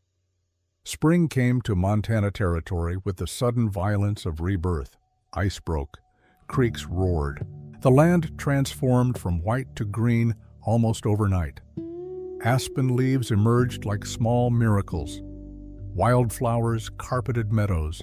The world remembered how to be beautiful. 6 months had passed since that night in Margaret's Haven. 6 months of building something new. I did not move back to the mountain cabin. Instead, I split my time between town and wilderness. 3 days a week I worked in the mountains, logging and hunting, bringing meat and firewood to Margaret's Haven. 3 days I worked in town, helping Anna run the shelter, teaching the women skills they would need to survive. 1 day I rested, spending it entirely with Anna and Lily. It was a good rhythm, a balance between the solitude I sometimes needed and the family I always wanted. Margaret's Haven had grown. 12 women had passed through in those 6 months. Some stayed weeks, some stayed months. All left stronger than they arrived. Anna had a gift for this work. She knew what it meant to be broken and rebuilt. She knew how to offer help without judgment. Judith Harwell had left for St. Louis, but sent letters regularly. She had found peace there, she wrote. Her sister's family welcomed her. She was helping with grandchildren, teaching them to read, living quietly. But she always asked about the haven, about the women it helped, about whether her Margaret's name was doing good in the world. Anna always wrote back. Yes, she would say. Your daughter's name is saving lives. Now, on a bright May morning, I stood beside a creek in the mountains, watching as Reverend Pike prepared for a ceremony. Not at the church in town. Here, at the place where I had buried my sister 15 years ago. I had marked her grave with a simple stone. Just her name and dates. No epitaph. I had not known what words could possibly contain her. But now, standing here with Anna beside me and Lily in my arms, I knew what words belonged. Anna had suggested this, a renewal of vows, not the desperate marriage in the church surrounded by judgment, but a real wedding. Here, in the place where my journey toward her had begun. The guest list was small, Reverend Pike to officiate, Doc and Martha Wheeler, Samuel Pike, fully healed now, standing as my witness. Eleanor Crestwood, who had traveled from Seattle specifically for this, and Judith Harwell, who had come back from St. Louis for 1 week, determined not to miss it. No one else. This was not for show. This was for us. Lily, now 10 months old, had discovered the joy of grabbing everything within reach. She gripped my collar with one chubby fist, babbling sounds that were almost words. She had my sister's dark eyes and Anna's gentle smile. She was perfect. Anna wore a simple dress, white but not formal, wildflowers in her hair, no veil, no pretense, just her, beautiful in the mountain sunlight. I wore clean clothes, my best boots. I had shaved. Anna had laughed when she saw me without the full beard, said I looked younger. I told her I wanted her to see my face clearly when I made these promises. Reverend Pike cleared his throat. We are gathered here in this place of memory and beauty to witness Ezra and Anna renew the vows they first made in haste. But before we begin, Ezra has asked to say something. I handed Lily to Anna, then knelt beside my sister's grave. Lily, I said quietly, I want you to know I kept my promise. I am living. I fell in love. I have a daughter who carries your name. I am building the life you wanted for me. And today I am marrying the woman who made all of that possible. Thank you for the letter. Thank you for believing I could be more than my grief. I hope I am making you proud. I stood, turned to Anna. She was crying, but smiling through the tears. Reverend Pike opened his Bible. Marriage is a sacred commitment, not just between two people, but between those people and God, and between those people and their community. Today, Ezra and Anna stand before us not in desperation, but in joy. Not in necessity, but in choice. Let us bear witness to that choice. He looked at me. Ezra Wolfe, do you take Anna to be your wife? Do you promise to love her, honor her, choose her every day for the rest of your life? I do, I said, and meant it with every fiber of my being. And Anna Wolfe, do you take Ezra to be your husband? Do you promise to love him, honor him, choose him every day for the rest of your life? I do, Anna said, her voice steady and sure. The rings, Reverend Pike prompted. I pulled out the ring I had carried for weeks, not the Cherokee silver from my mother that I had given Anna at our first wedding. That one she still wore. This was new, made by the blacksmith in Timber Ridge. Simple gold, inscribed on the inside with words only Anna would see. I slipped it on her finger over the silver one.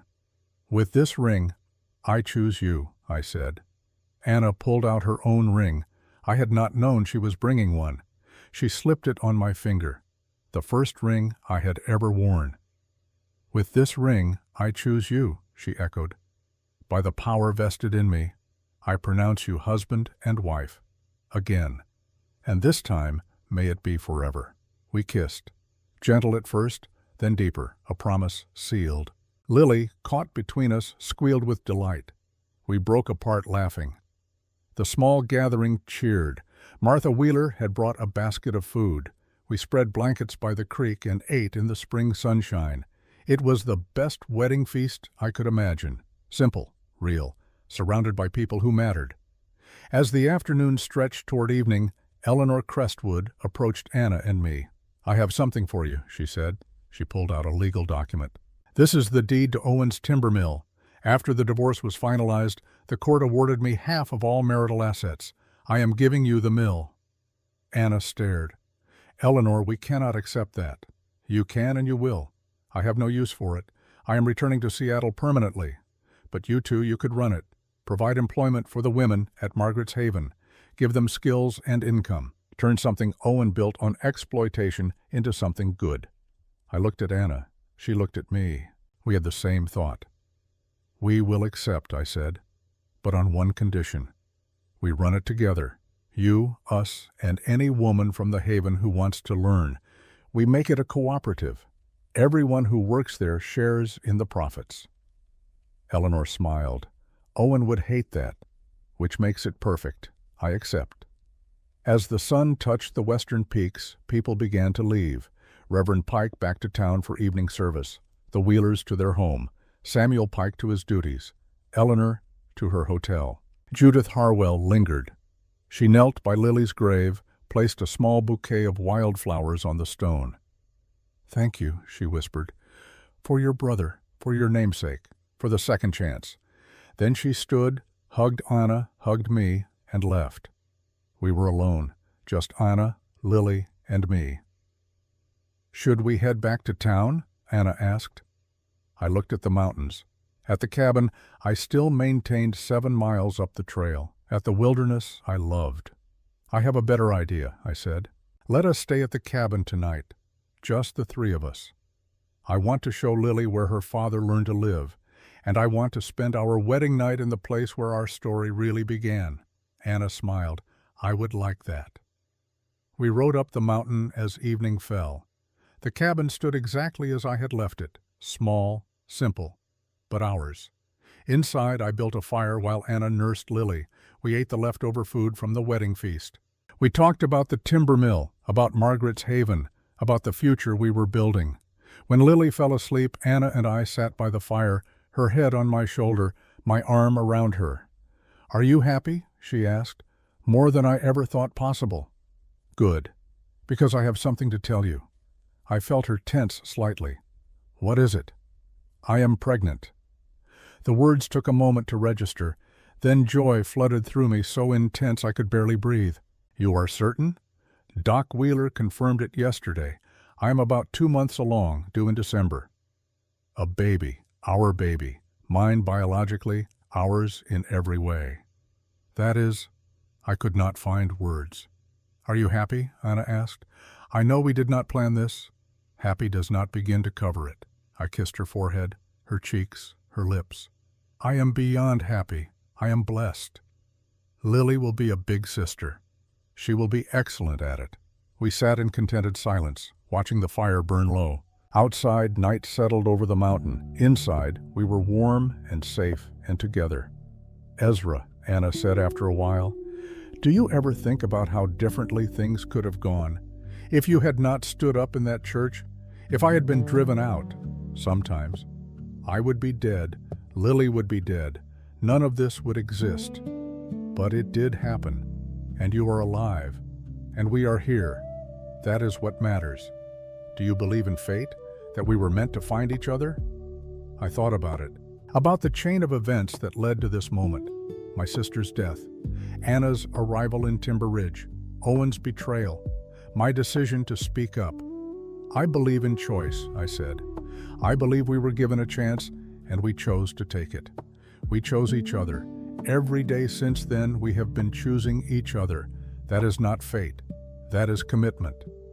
"I like that better than fate," Anna said. "Fate suggests we had no control, but we did, we do. We choose this. Every day." We went to bed in the small cabin, the bed that had once seemed too small for 2 people now feeling just right. Lily slept in her cradle beside us. Anna curled against me, her hand on her stomach where our second child grew.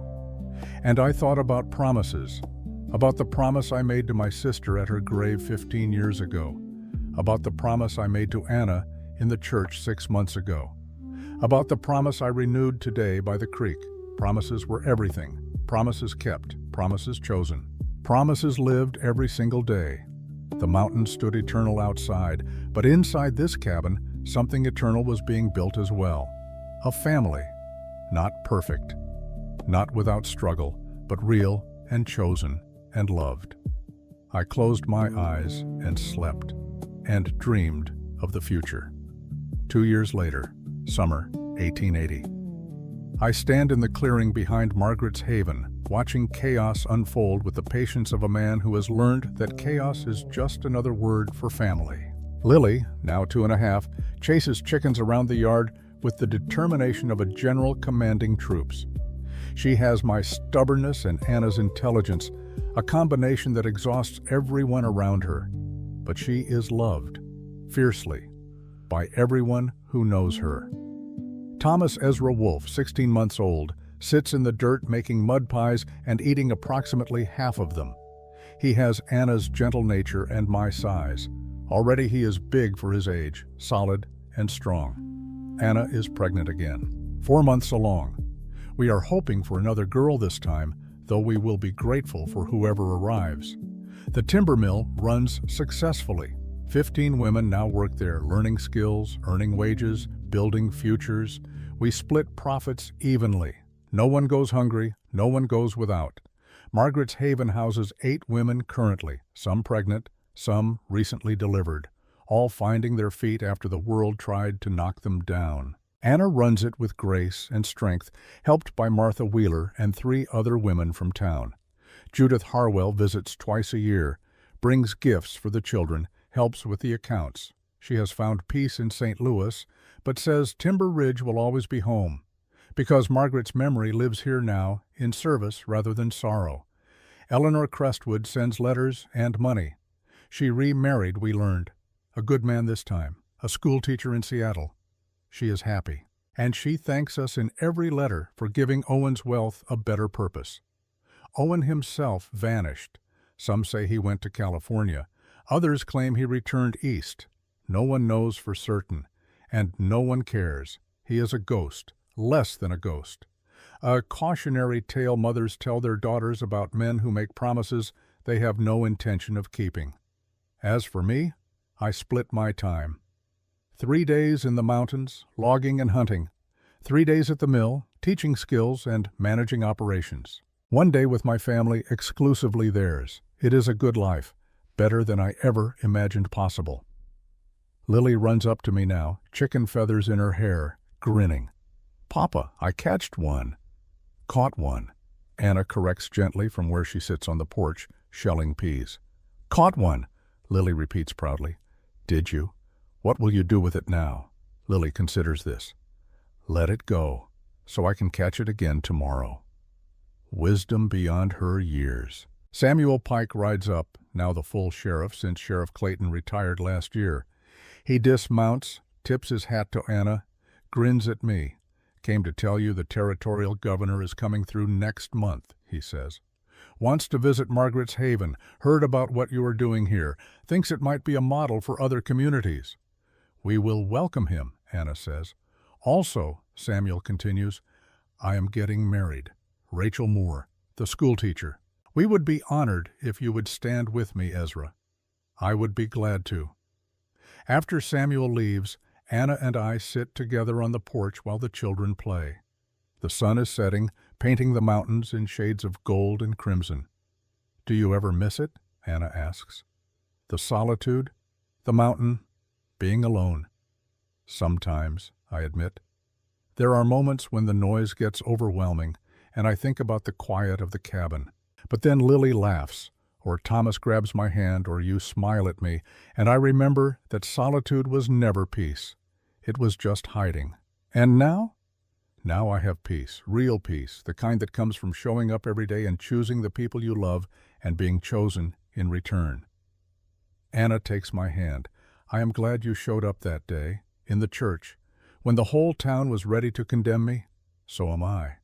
What do you think would have happened if you had not? I do not know. And I am grateful I never have to find out." Lily comes running. "Papa, Thomas eated a bug." I stand, Anna laughing beside me, and go to rescue my son from his culinary adventures. This is my life now, children and chaos, work and love, community and commitment. This is the life my sister wanted for me, the life I thought I had lost, the life Anna gave back to me. And every day I choose it, gladly, gratefully, completely. The mountain stands behind us, eternal and watching. But we are not on the mountain anymore. We are in the valley, in the mess and beauty of human connection, building something that will outlast us all. A legacy of chosen love, of promises kept, of showing up even when it is hard, especially when it is hard. I look at Anna, at our children, at the home we have built, and I know with absolute certainty that this is what redemption looks like. Not a single moment of heroism, but 1,000 small moments of choice, choosing love over fear, choosing connection over safety, choosing family over solitude, every single day for the rest of my life. The end.